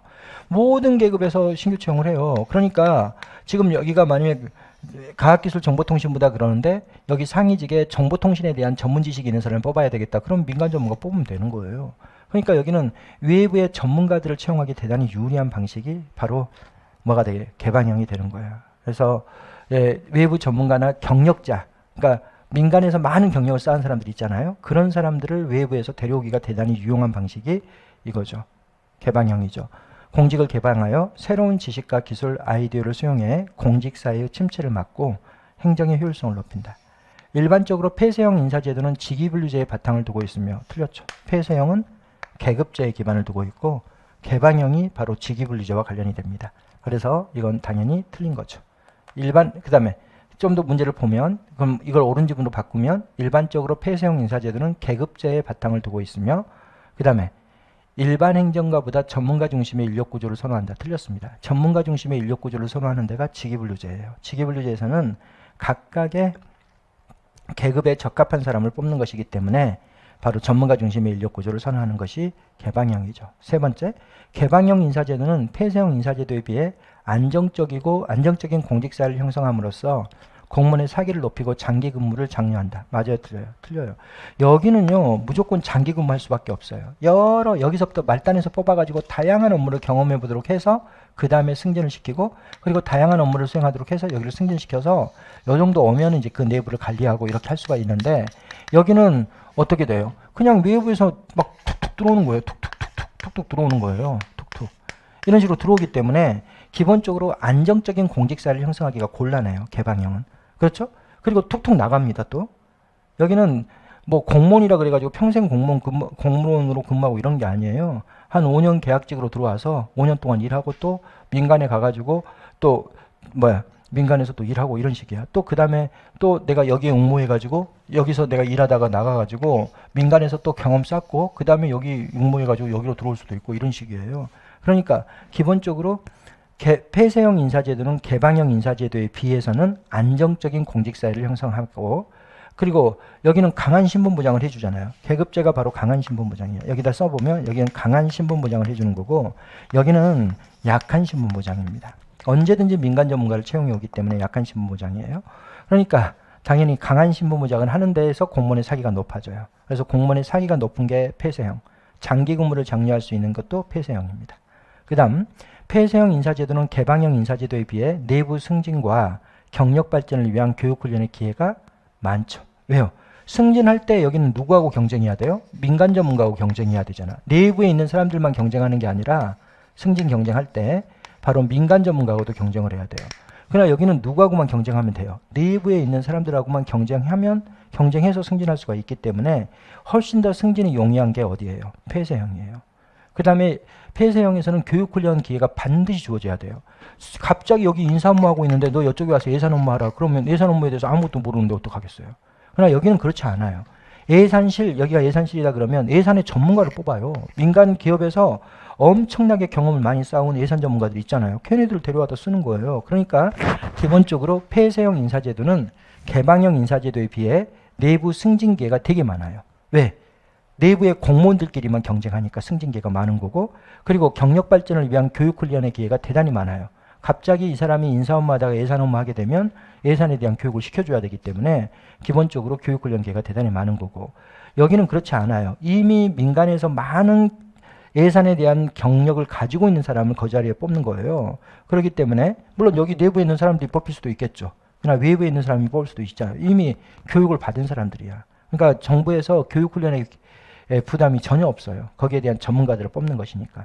그래서 당연히 4번도 틀린 지문이죠. 그럼 옳은 지문은 1번인데 이것도 아주 쉽게 출제된 문제입니다. 어려운 문제는 아니죠. 16번 문제. 다양성 관리는 처음 출제된 거야. 처음 출제됐는데 처음 출제된 문제는 너무 쉽게 냈어요. 문제를. 1번 봐보겠습니다. 오늘날 개인의 성격, 가치관의 차이와 같은 내면적 다양성의 중요성이 커지고 있다. 다양성 관리가 여러분들이 조직론으로 보면 갈등 관리하고 유사합니다. 다양성을 막 존중해주면 그로 인해서 갈등이 촉발돼요. 갈등이 나쁜 게 아니에요. 오히려 조직 발전에 또 성장에 기여하는 부분이 있거든요. 두 번째, 다양성 관리란 내적, 외적 차이를 가진 다양한 조직 구성원을 공평하고 효율적으로 활용하기 위한 체계적인 인적 자원 관리 과정이다. 당연하겠죠. 그 다음 균형 인사정책, 일과 삶의 균형 정책은 다양성 관리의 방안으로 볼 수 없다. 말이 돼요? 여러분들이 균형 인사정책이 바로 뭐예요? 대표관료제. 대표관료제. 여성도 참여시켜주고 장애인도 참여시켜주고 비수도권 인재도 참여시켜주고 고등학교만 졸업한 사람들도 참여시켜주고. 아니 그러면 다양성이 이루어지는 거죠. 그럼 어떻게 해야지 다양성이 이루어집니까? 이게 여기 균형 인사정책은 바로 대표관료제. 우리나라의 대표관료제를 균형 인사정책이라 그러는 거예요. 그 다음에 일과 삶의 균형 정책, 이게 뭐냐면 유연근무제예요. 어떤 사람은 새벽에 나는 7시부터 근무하겠다. 7시에 출근해요. 그리고 대신 빨리 퇴근하겠다. 5시에 퇴근하고. 또 어떤 사람은 정상적으로 9시에 출근하고 6시에 퇴근하고. 또 어떤 사람은 나는 아침에 아이들을 다 보내고 나서 그래야지만이 내가 정신적으로 안정이 되니까 학교 보내고 나서 11시에 출근해가지고 9시까지 근무하겠다. 8시간. 이런 식으로 각각의 시간도 우리가 이걸 시차 출퇴근제라고 이야기하거든요. 시간 차이를 두고 출퇴근할 수 있는 거. 이건 다 다양성 관리입니다. 이런 것들이. 그래서 기본적으로 이것은 다양성 관리의 방안이 될 수 없다. 당연히 틀렸죠. 그 다음 대표 관리제를 통한 조직 내 다양성 증대는 실적주의와 충돌할 가능성이 있다. 그래요, 안 그래요? 실적주의는 성적에 따른 임용이에요. 근데 대표 관리제는 장애인은 더 낮은 점수로도 합격할 수 있도록 해주고, 여성이라고 해서 더 낮은 점수로 합격할 수 있도록 해주고, 저소득층이라 그래서 낮은 점수로 합격할 수 있도록 해주고, 이러니까 이건 실적주의를 훼손하는 거예요. 그래서 대표 관리제가 시험 문제 나올 때는 항상 실적주의와 충돌한다는 게 가장 큰 문제예요.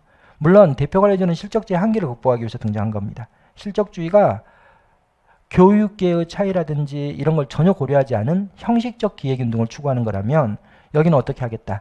여기는 장애인들은 더 공부하기 어려운 환경에 처해 있기 때문에 그들에게는 뭘 해주겠다. 저 낮은 점수를 합격시켜주겠다. 이게 봐요. 실질적 기획운동이잖아요. 그래서 형식적 기획운동을 추구하는 실적주의의 한계 때문에 대표관리제가 나오는데 또 대표관리제를 하게 되면 또 뭐는 훼손돼요. 실적주의는 훼손되는 겁니다. 그래서 당연히 맞는 거죠. 여기서 선생님이 여기 다양성 관리를 정리를 했는데 이 다양성 관리와 관련해서는 관리 방식이 크게 세 가지입니다. 첫째 뭐냐면 제도적 다양성 관리가 대표관리제야. 바로 대표관리제가 바로 뭐다? 차별적 제도적 차원에서 우리나라가 가지고 있는 것이 이제 바로 대표관리제죠. 그다음 문화형성 다양성 관리와 관련해서는 주로 어떻게 해야 된다? 바로 구성원들 간에 대화가 소통이 활발하게 이루어져야 돼. 서로 이야기하고 이러다 보면 서로의 개성의 차이라든지 다양성의 차이를 알게 되고 또 인정하게 되고 수용하게 되는 것이니까. 그다음에 전략적 다양성 관리와 관련해서 논의되는 것이 일과 삶의 균형인데 그게 유연근무제예요. 어떤 사람은 좀 일찍 출근하고 빨리 퇴근하고 어떤 사람은 좀 늦게 출근하고 늦게 퇴근하고 이런 식으로 하는 거 이런 것도 다 뭐다? 바로 다양성 관리의 대표적인 건데 다양성 관리가 아직까지는 행정학에서는 논의되기 어려운 주제예요. 어떤 인사행정 전문서적에도 인사행정 전문서적은 인사행정에 대해서만 한 1000페이지씩 써져 있는 책에도 거의 안 나오는 주제야. 근데 이런 걸 문제로 냈는데 문제가 너무 쉽게 나와버린 거지. 이게 없다. 이건 당연히 틀린 거 아니에요? 상식적으로 풀어도 균형 인사 정책이 대표 관료제인데 그럼 인적 다양성이 확보되는 건데 그걸 어떻게 없다라고 할 수 있겠어요? 균형 인사 정책만 알아도 맞출 수가 있지. 이걸 몰랐다 하더라도 일과 삶의 균형 정책은 유연근무제라는 걸 알아야 돼요. 시차 출퇴근제 이런 것들이 가장 대표적인 유연근무제예요.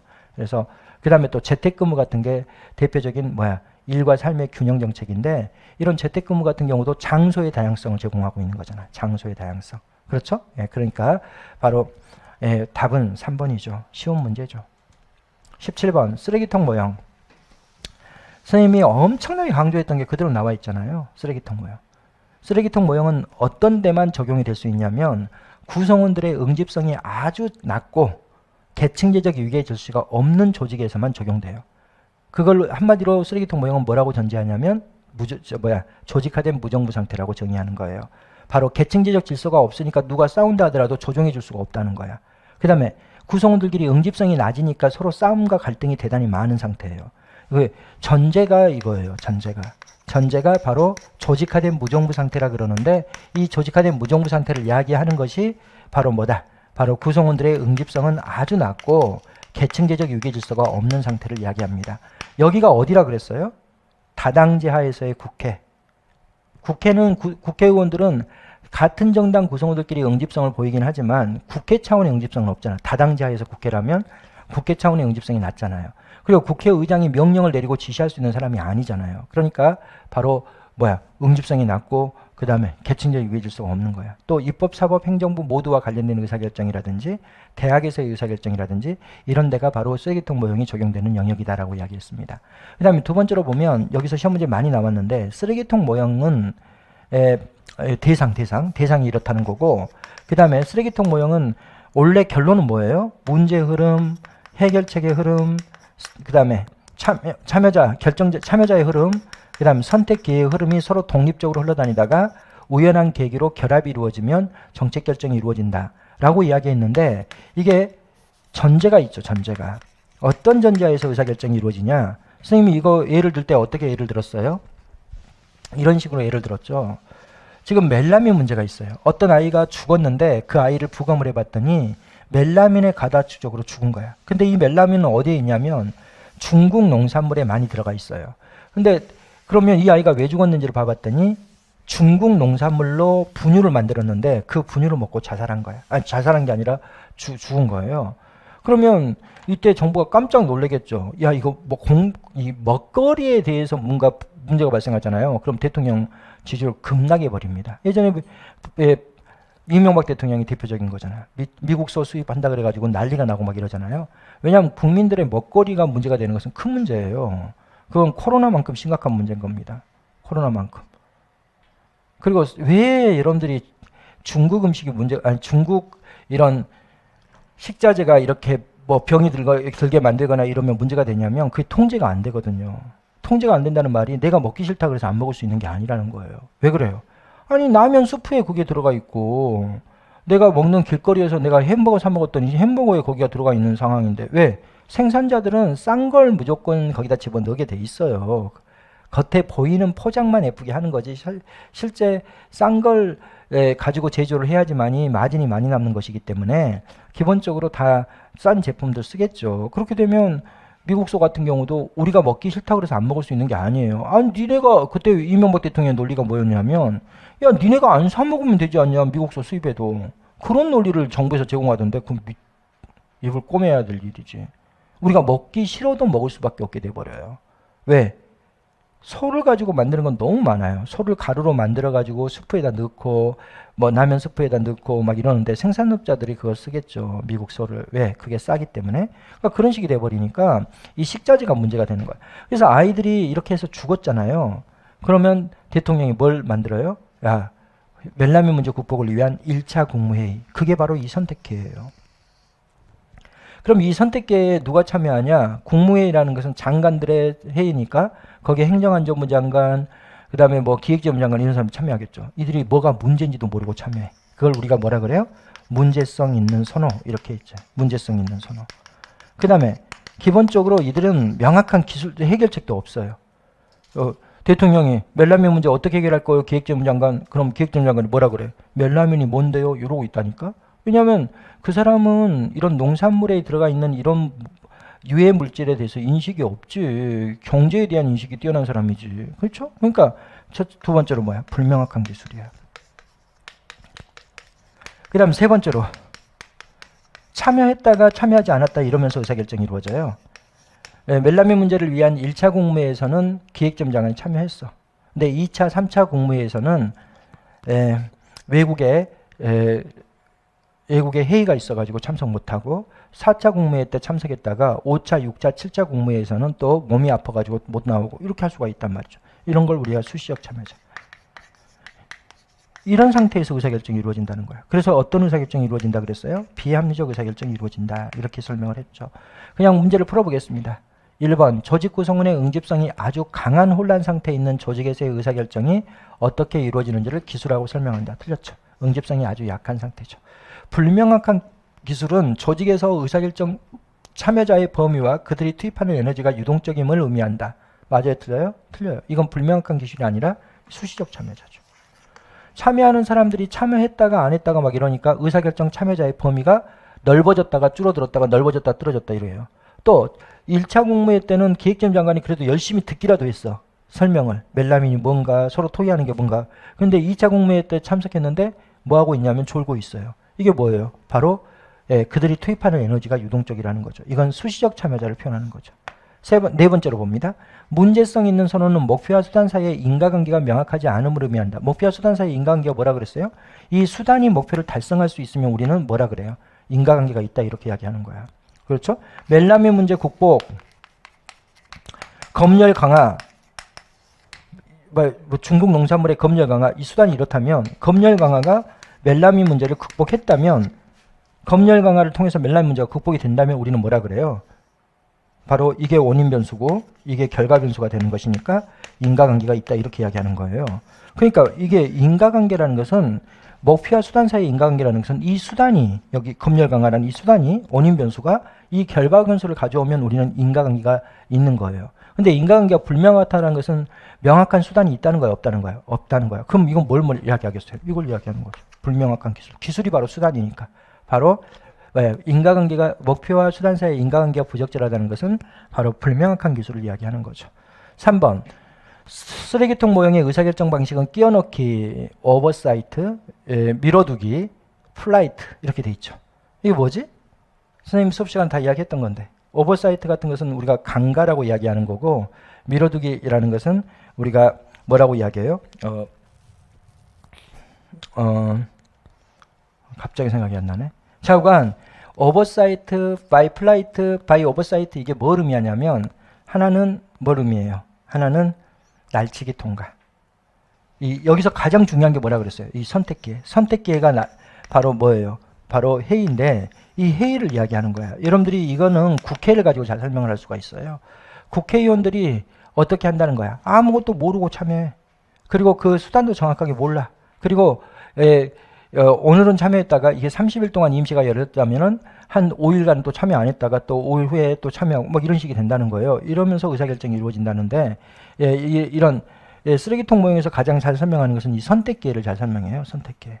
선택기회를 설명을 잘 하는데 첫째 뭐가 이루어진다. 반대파가 들어오기 전에 선택기회를 열었다가 바로 회의를 열었다가 바로 통과시켜버리고 반대파가 들어오면 아예 뭐 해버린다. 바로 회의를 차단시켜버린다. 이런 게 플라이트예요. 그 다음에 오버사이트. 그 다음에 플라이트 같은 경우는 뭘 의미하냐면 아예 논의조차 하지 못하게 만들어버린다. 선택기회를 부여하지 않는다. 만일 소수파 정당의 구성원이 딱 선을 들어가지고 지금 이 임시회에서 이런 논의까지 좀 같이 했으면 좋겠습니다. 이러면 지금 이 임시회에서는 이건 논의하기 어렵고 멜라민 문제를 위해서만 우리가 이렇게 모임을 갖고 있으니 멜라민 문제에 대해서만 논의합시다 해서 그 사람들에게 선택기회를 아예 부여하지 않는 것, 소수파에게 선택기회를 아예 부여하지 않는 것을 밀어두기라고 이야기를 하는 겁니다. 이런 걸 이제 우리가 밀어두기. 지금 말을 좀 자꾸 이야기하는데 이게 오버사이트가 바로 날치기 통과. 그 다음에 플라이트가 밀어두기가 바로 짐 빼기 결정 이렇게 표현합니다. 그래서 쓰레기통 모형의 의사결정 방식은 끼워넣기, 날치기 통과나 밀어두기가 포함됩니다. 그래서 이걸 잘 설명해요. 날치기 통과나 짐 빼기 결정을 잘 설명하는 이론이 쓰레기통 모형에 해당합니다. 그래서 3번만 옳은 지문이고 나머지는 다 틀린 지문이죠. 18번 정책 델파이 기법에 대한 설명으로 옳지 않은 것은 정책 델파이는 어떻게 한다 그랬어요? 설문 대상자를 선정하죠. 그리고 설문지를 개발하죠. 그리고 어떻게 한다? 서너 차례 설문조사를 하죠. 근데 그 다음에 뭐 한다? 바로 갈등을 표면화시켜요. 그래서 뭘 해나간다? 바로 화상회의를 해나가. 여기까지인데 설문 대상자를 선정할 때 이건 전문가들만 포함되어 있는 게 아닙니다. 식견 있는 다수의 창도 이렇게 표현하면서 이해관계자까지도 다 참여시켜줘요.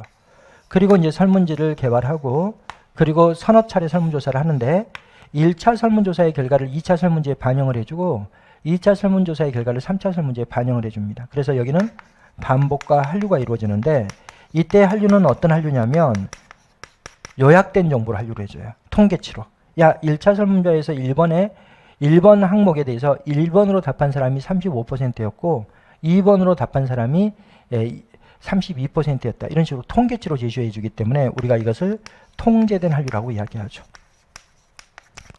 근데 이들은 설문조사를 할 때 1차 설문조사에서 갈등이 큰 것들 있잖아요. 1번으로 답한 사람이 35%, 2번으로 답한 사람이 32% 갈등이 큰 거잖아요. 이런 거. 이런 것들에 대해서 갈등을 더욱더 표면화시키는 쪽으로 설문조사를 해요. 그래서 1번으로 답한 사람은 이런 논거로 이렇게 답을 했고 2번으로 답한 사람은 이런 논거로 이렇게 답을 했는데 당신의 의견을 더 명확히 제시해 주십시오 해서 뭐 잘 모르겠다고 답한 사람들이 1번이나 2번으로 옮겨가도록 자꾸 유도하는 쪽으로 설문조사를 해나갑니다. 그래서 여기는 뭐가 이루어지냐면 양극화된 통계 처리가 이루어져요. 양극화된. 1번으로 답한 사람 몇 %다? 2번으로 또는 이 1번에 대한 해결책에 대해서 지지하는 쪽이 몇 %다? 반대하는 쪽이 몇 %다? 이런 식으로 양극화된 통계 처리를 한 다음에 그 다음에 뭐 한다? 마지막에는 이렇게 갈등을 표면화한 다음에 화상회의를 해나가죠. 그래서 뭐다? 공개적 토론이 이루어지는 거죠. 그러니까 여기는 여기까지만 익명성이 유지되고요. 이렇게 갈등이 표면화된 후에 화상회의를 할 때에는 뭐가 이루어지지 않아요. 익명성이 전제되지 않아. 얼굴 까고 자기의 주장에 대해서 서로 이제 이야기를 하기 때문에 다섯 번째로 이것을 우리가 선택적 익명성이 유지된다 이렇게 이야기했죠. 문제를 풀어보겠습니다. 대립되는 입장에 내재된 가정과 논증을 표면화시키고 명백하기 위해 노력한다. 뭐야? 갈등을 표면화시켜서 명백하게 하기 위한 노력이 이루어지죠. 맞죠? 개인의 판단을 집약할 때 불일치와 갈등을 의도적으로 강조하는 수치를 사용한다. 그렇죠. 정책 대안에 대한 주장들이 표면화된 후에는 참가자들로 하여금 공개적으로 토론을 벌이게 합니다. 근데 여기에 B라는 단어가 들어가 있으니까 틀린 거죠. 네. 참가자를 선발하는 과정은 전문성 자체보다는 이해관계와 식견이라는 기준에 바탕을 둔다. 바로 식견 있는 다수의 창도해서 이해관계자를 참여시켜 주기 때문에 바로 4번 지문이 옳은 지문이 되죠. 그럼 여기서 틀린 지문은 3번만 틀린 지문이죠. 19번 통계적 가설 검증의 오류에 대한 설명으로 옳지 않은 것은 1종 오류, 2종 오류, 3종 오류 이것에 대한 건데 이거 선생님이 이 핵심 체크로 보면 1종 오류를 뭐라고 표현하냐면 알파 오류라 그러고 2종 오류를 베타 오류라 그러고 더 중요한 게 이거예요. 시험 문제는 3종 오류가 안 나왔는데 3종 오류가 더 중요합니다. 3종 오류를 우리는 메타 오류, 가장 중심이 되는 오류다 이렇게 이야기하는 거죠. 그럼 1종 오류는 뭐냐? 이런 겁니다. 지금 정책 결정자가 이 목표를 달성하기 위해서 여러 대안을 마련했어요. A 대안, B 대안, C 대안, D 대안, E 대안 이렇게 마련했어요. 근데 이 A 대안이 실제 이 목표를 전혀 달성할 수 없어. 그런데 달성할 수 있을 것이라고 평가해버리면 그걸 우리가 1종 오류라 그래요. 그러니까 제 1종 오류는 뭐예요? 효과가 없음에도 불구하고 효과가 있다고 잘못 판단하는 오류를 1종 오류라 그럽니다. 제 2종 오류는 뭐라 그랬어요? 거꾸로죠. 이거는 효과가 있는 대안이야. 근데 이건 효과가 없다고 이거 기각시켜 버리는 거야. 이걸 우리는 효과가 있음에도 불구하고 효과가 없다고 잘못 판단한 오류를 우리가 2종 오류라 그래요. 3종 오류는 뭐라 그랬어요? 문제 자체를 잘못 정의해서 해결책을 잘못 제시하는 것을 3종 오류라고 이야기한다 그랬죠. 그러면 여기서 여러분들이 선생님이 늘 강조했지만 이걸 뭐로 표현해야 된다 그랬냐면 기무가설과 대립가설로 표현할 수 있어야 돼요. 기무가설은 효과가 없다는 가설이에요. 이거를 다른 말로 우리가 영가설이라고도 이야기합니다. 영가설. 이건 뭐냐? 기무가설이 옳은 거예요. 효과가 없다. 이게 옳은 거라잖아요. 근데 효과가 있다고 잘못 판단했다는 거잖아요. 그럼 뭐야? 기무가설이 옳은데도 불구하고 어떻게 한 거야? 기무가설을 기각시켜버린 거예요. 그리고 뭐 한 거예요?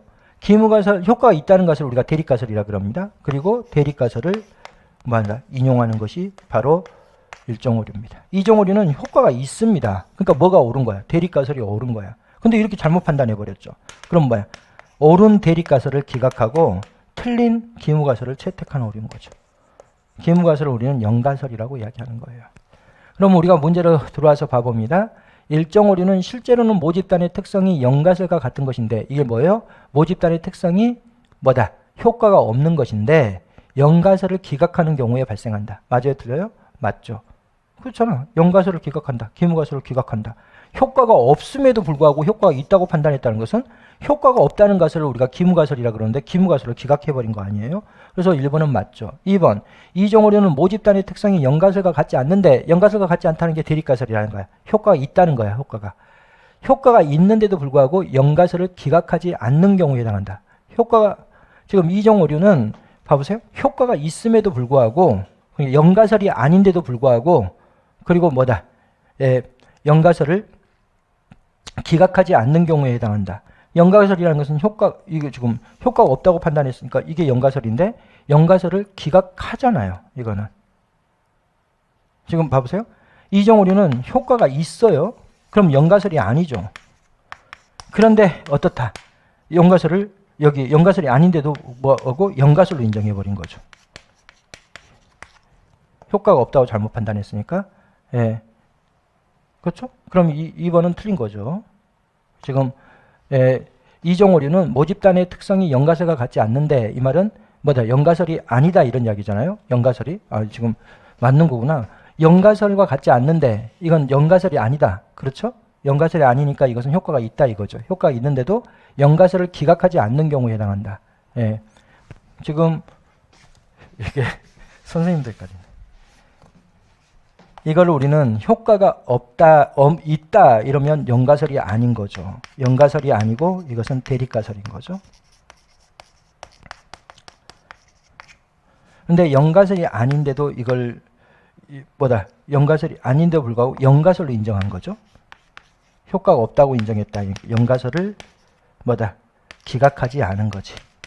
효과가 없다고 판단했으니까 연가설을 기각하지 않는 경우가 되는 거죠. 예. 이거를 우리가 좀 더 자세히 보겠습니다.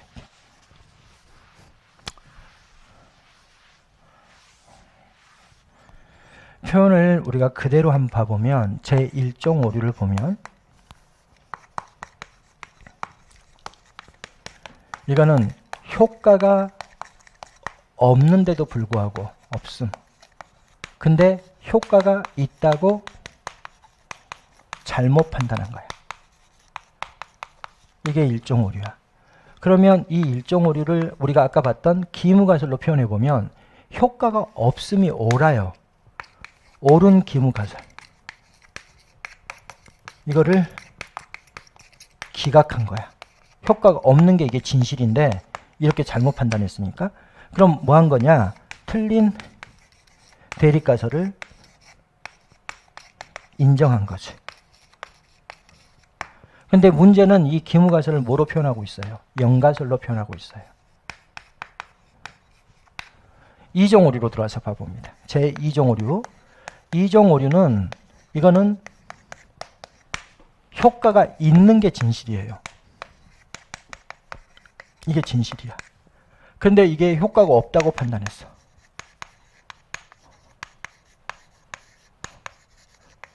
이렇게 된 거죠. 그러면 이거를 우리가 기무가설로 펴보면 효과가 있다는 게 대립가설이거든요. 옳은 대립가설을 기각한 거죠.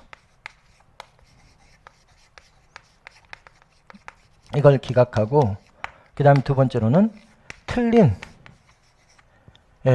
기무가설 효과가 없다는 가설을 인정한 거다. 그러면 틀린 기무가설이 바로 연가설이잖아요. 연가설을 인정해버린 것이다. 이렇게 볼 수가 있죠. 그러면 우리가 1번 지문부터 다시 한번 봐보면 제1종 오류는 실제로는 모집단의 특성이 연가설과 같은 것인데 이 말은 기무가설이 옳은 것인데 기무가설을 기각하는 경우에 발생한다. 바로 기무가설 기각이죠.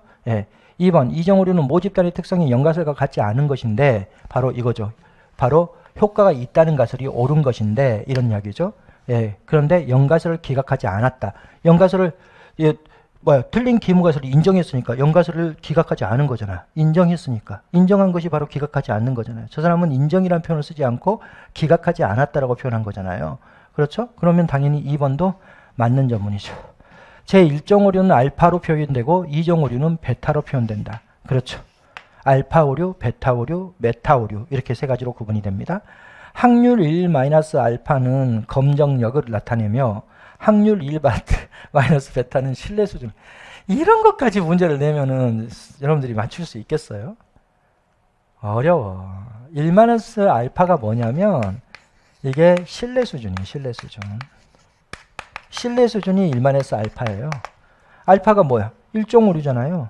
1에서 1종 오류의 확률을 빼면은 결국 어떻게 된다? 신뢰 수준이 나타난다. 그래서 여러분들이 뭐 통계 같은 거 대통령 지지율 조사 이런 거 할 때 플러스 마이너스 0.2의 신뢰 수준에 있습니다. 막 이런 식으로 이야기하잖아요. 그게 이제 신뢰 수준이야. 근데 여러분들 이런 것까지 외우려고 하지 마. 아, 이런가 보다 정도 알면 돼요. 그 다음에 1 마이너스 베타 이게 이제 검정력인데 이 검정력이 뭐냐면 연가설을 기각시킬 수 있는 확률을 우리가 검정력이라 그럽니다. 근데 이런 것을 여러분들이 이런 것까지 이건 연구자들이나 아는 거지 우리가 무슨 공무원 수험생들이 이런 것까지 알아야 되느냐 이건 좀 문제가 있습니다. 그러나 이미 1번, 2번, 3번은 지문이 아주 중요한 지문이에요. 1번, 2번, 3번은 여러분들이 문제를 정확하게 풀 수 있어야 되기 때문에 답을 4번으로 고를 수 있게끔 돼 있어야 돼. 이거 틀리면 안 돼, 이 문제는. 왜냐하면 1번, 2번, 3번은 맨날 선생님이 수업 시간에 엄청 강조했던 거고 이걸 기무가설로 표현할 수 있어야 된다고 여러 번 이야기했기 때문에 기본적으로 여러분들이 바로 이 문제를 틀렸다 그러면 안 됩니다. 선생님한테 수업 들었던 분들은. 당연히 4번이 틀린 건데 1번, 2번, 3번은 너무너무 중요한 지문이에요. 그래서 19번의 답은 4번이죠. 그 다음 20번. 이거는 여러분들이 엊그제 9급 기출문제. 그러니까 여러분들이 기출문제 풀어보는 게 대단히 중요해요. 올해 2022년이다 그러면 2022년 지방직 시험을 볼 때 국가직 시험이 먼저 치러졌다면 반드시 올해 문제 점검해 놓는 게 대단히 중요합니다. 이거 엊그제 우리가 봤던 거 그대로잖아요. 그래서 선생님이 이걸 설명을 한두 번 한 것도 아닌데 또 해야 되나?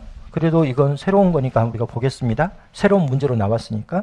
어떻게 한다 그랬어요? 불음은 이 동기부여 이론을 전개할 때 사람들은 특정 활동을 해요. 특정 활동을 하게 되면 어떻게 된다? 바로 특정 성과가 나타나고 성과가 있으면 거기에 대한 보상이 이어지는데 이 과정을 가지고 동기부여가 될 수도 있고 안 될 수도 있다고 보는 거예요. 내가 하루에 10시간 공부합니다. 10시간 내가 일을 합니다. 그럼 이 사람은 어떤 생각 때문에 10시간 일하냐? 아, 내가 10시간 일하면 금평수 받겠지. 이 생각 때문에 열심히 일한다는 거야. 그럼 금평수가 목적은 아니에요. 수미양가에서 내가 수를 받았다 이게 중요한 게 아니라 그냥 그건 기분만 좋은 거지. 금평수를 받으면 뭐 할 것이다. 내가 승진이 될 것이다. 그래서 이 승진 욕구 때문에 열심히 일하게 되는 거야. 지금 선생님이 예를 든 겁니다. 그러면 이 사람이 뭐라고 이야기하냐면 이런 거야. 특정 활동이 특정 성과를 가져다 줄 것이라는 주관적 믿음. 이걸 우리가 기대감이라 그러는 거고, 그 다음에 특정 성과가 특정 보상을 가져다 줄 것이라는 주관적 믿음. 이걸 이 사람이 수단성이라 그러는 거고, 그 다음에 이 보상에 대한 주관적 매력도, 이걸 유인가라 그래요. 그래서 이 셋 중에 하나라도 영예값을 가지면 동기부여가 되지 않는다. 야, 나는 과장님한테 이미 찍힌 몸이야. 10시간 일하도 절대 금평수 받을 수 없어. 이렇게 생각하면 절대 일할 유인이 생기지 않는다는 거야. 여긴 돼. 내가 10시간 일하면 우리 과장님 금평수 줄 거야.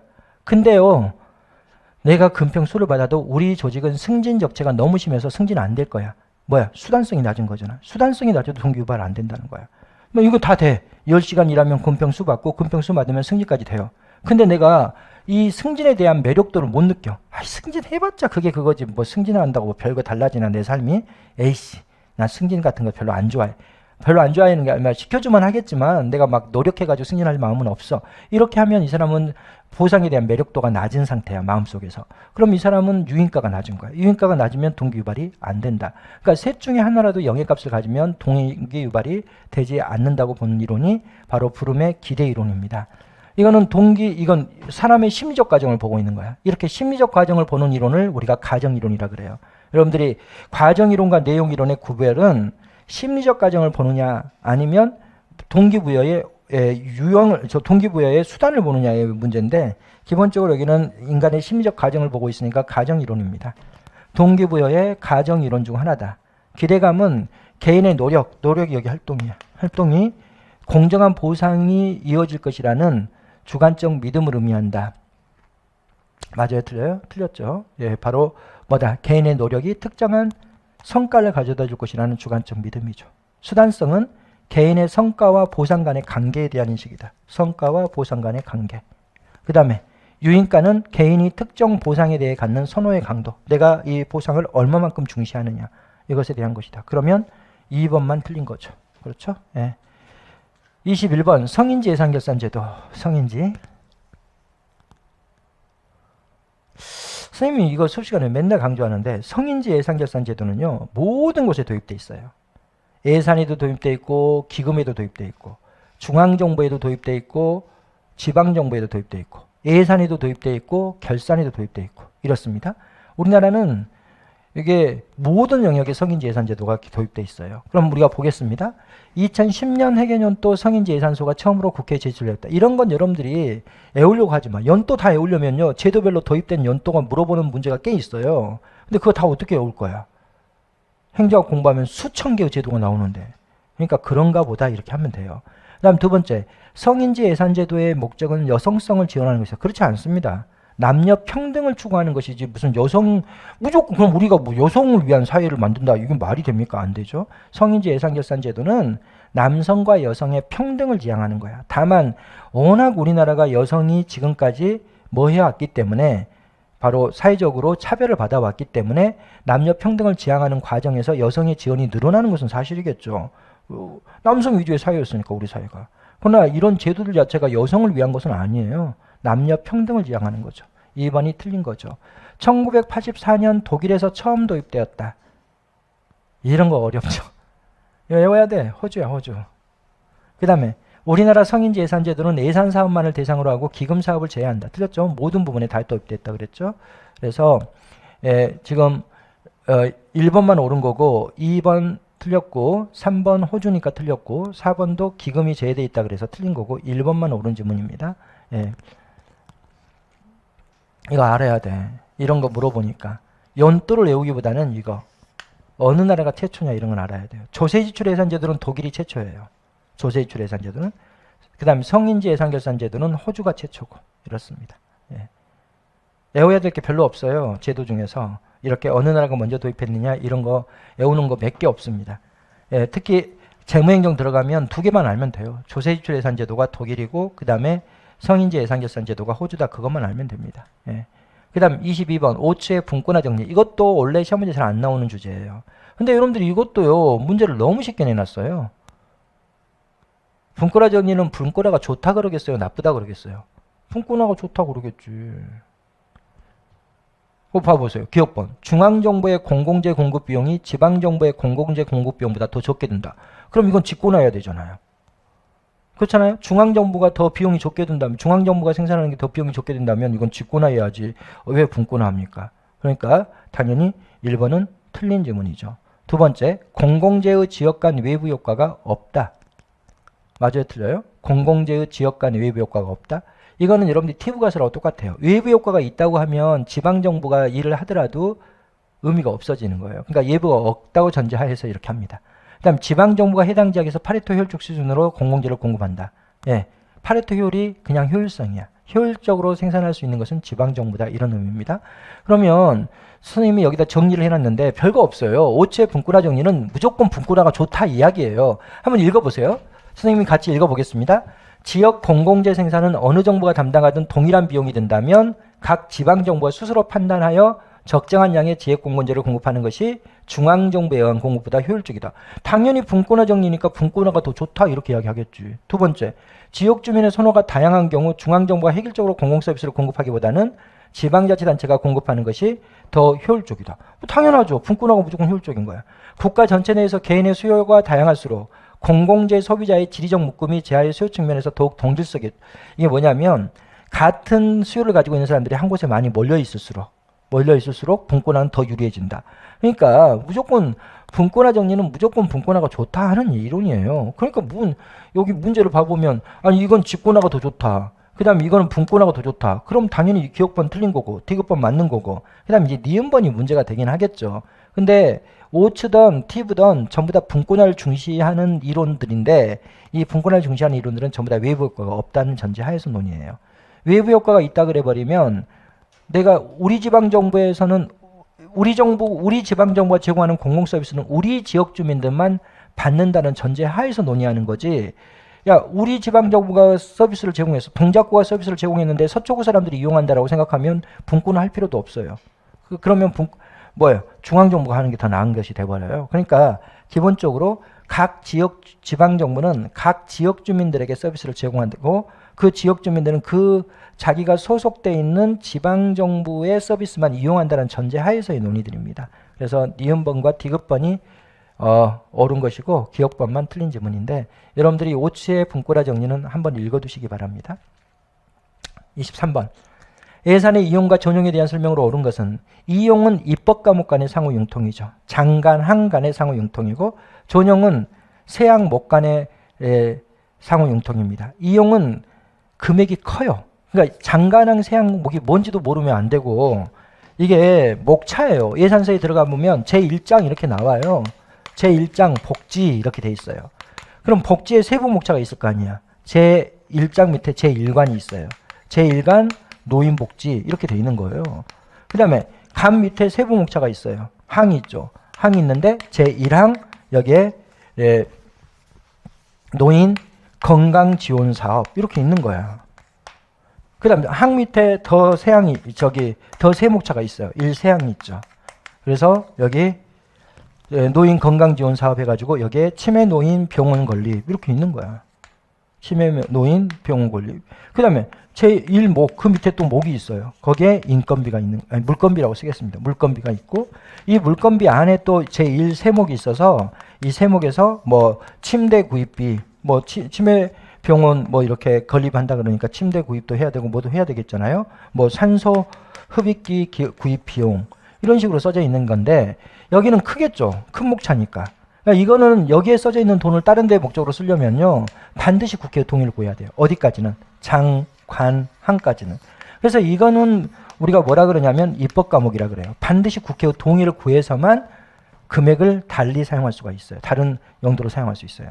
그러나 이거는 그렇지 않아요. 이거 세항목은 작은 금액이에요. 세부 목차니까. 여기는 기획재무 장관의 승인만으로 가능하도록 되어 있습니다. 이렇게 이런 입법 과목, 이거 국회 의결을 거쳐야 되는 과목 간의 상호 융통을 이용이라 그러고 이렇게 행정 과목 간의 이런 기획재무 장관의 승인으로만 가능한 거, 승인으로도 가능한 거, 승인만으로 가능한 거 이걸 우리가 전용이라고 이야기합니다. 거기 읽어보겠습니다. 이용은 입법 과목 사이의 상호 융통으로 국회 의결을 얻으면 기획재무 장관의 승인이나 이임 없이도 할 수 있다. 틀렸어요. 이용은 엄격해요. 이용은 입법 과목 간의 상호 융통이기 때문에 국회 의결을 얻어야 합니다. 국회 의결을 얻고 기획장관의 승인이나 또는 기획장관이 이임해줘야 돼. 야, 니네가 알아서 해라, 기획재무 장관. 이렇게 이임을 해주는 경우에만 이제 할 수 있죠. 그래서 1번은 틀렸죠.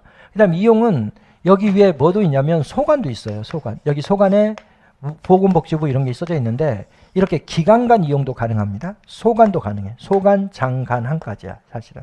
근데 보통 우리가 공부할 때 이론상으로 장관항으로 공부하는데 우리나라 법에 이걸 딱 명시해놨어요. 기관 간도 뭐다 이용이 가능하다. 그 다음에 세출예산의 각 항은 여기죠. 항 어디 있어? 여기 항은 항간 전용은 국회 의결 없이 기획재무 장관의 승인을 얻어서 할 수 있다. 항은 전용 대상이 아니에요. 장관 항이 바로 뭐야? 이용이 대상이라 그랬죠. 이용. 전용이 아닙니다. 그러니까 세출예산의 세항간 전용은 이렇게 나와야지. 세항간 전용은 세항과 목은 전용이니까 국회 의결 없이 기획장관의 승인을 얻어서 할 수 있습니다. 그 다음에 이용과 전용은 예산 한정성의 원칙의 예입니다. 한정성의 원칙은 여러 가지가 있어요. 기간 한정성도 있고 목적 한정성도 있고 규모 한정성도 있는데 이거는 목적 한정성의 원칙이에요. 야, 이 목적으로만 써라. 근데 이걸 이쪽으로 바꿔서 쓰고. 야, 이 목적으로만 써라. 근데 이걸 다른 목적으로 바꿔 쓰고. 이러려면 입법 과목은 국회 의결을 얻어야 되고 그 다음에 기획재무 장관의 승인까지 받아야 되고 행정 과목은 그냥 기획재무 장관의 승인으로만 가능하다 이런 것이기 때문에 이건 목적 한정성의 원칙의 예입니다. 그러면 1번 틀렸죠. 기획재무 장관의 승인이나 이임이 있어야 합니다. 그 다음에 3번도 틀렸죠. 항은 전용의 대상이 아니라 이용의 대상입니다. 그 다음에 이용과 전용은 예산 한정성의 원칙에 의해죠. 그럼 이것만 옳은 거죠. 기간 간 이용이 가능하다. 이것만. 예. 24번 옴부즈만 제도. 이 옴부즈만 제도도 문제가 너무 쉽게 나와가지고 이거 뭐 그냥 거저 주는 문제예요. 선생님이 뭐라 그랬냐면 옴부즈만 제도라고 시험 문제 나오면 우리나라 옴부즈만을 가지고 문제 풀면 안 된다 그랬죠. 무조건 스웨덴의 옴부즈만을 가지고 문제를 푸는 겁니다. 그럼 시민의 요구가 없다면 직권으로 조사 활동을 할 수 없다. 맞아요? 틀려요? 틀려요. 옴부즈만은 신청에 의한 조사를 주로 하지만 직권 조사도 가능합니다. 두 번째, 부족한 인력과 예산으로 국민의 권익을 구조하는 데 한계가 있다. 그럴 수 있겠죠. 근데 이거는 뭐라고 할 수가 없어요. 그렇죠. 놔두고. 사법부가 임명한다. 이게 말이 됩니까? 입법부에 의해서 임명된 조사관이잖아요. 그럼 3번 틀렸죠. 그 다음에 시정조치를 법적으로 강제할 수 있는 권한이 있다. 맞아요? 틀려요? 틀렸죠. 얘네들은 뭐만 할 수 있다 그랬어요? 요청, 공고 정도만 할 수 있습니다. 그러면 이거 틀렸고 이거 맞고 틀렸고 그래서 2번만 옳은 지문이고 나머지는 다 틀린 지문이 되는 거죠. 예. 그 다음에 마지막 문제 빅데이터. 이것도 이게 문제예요. 뭐예요? 그냥 니네들 그냥 거저 가져가라 이런 거예요. 빅데이터는 뭐라 그랬어요? 첫째, 빅데이터는 우리가 3V라 그래요. 첫째 뭐다? 버라이어티. 모든 데이터를 분석한다는 거야. 버라이어티는 정형화된 데이터뿐만 아니라 비정형화된 데이터까지 분석한다. 버라이어티. 두 번째로 벨라시티. 뭐야? 신속하게 올라온 데이터까지도 다 분석해요. 신속하게 올라왔다가 바로 지워지는 데이터 있잖아요. 바로 쉽게 사라지는 데이터도 분석의 대상이 된다.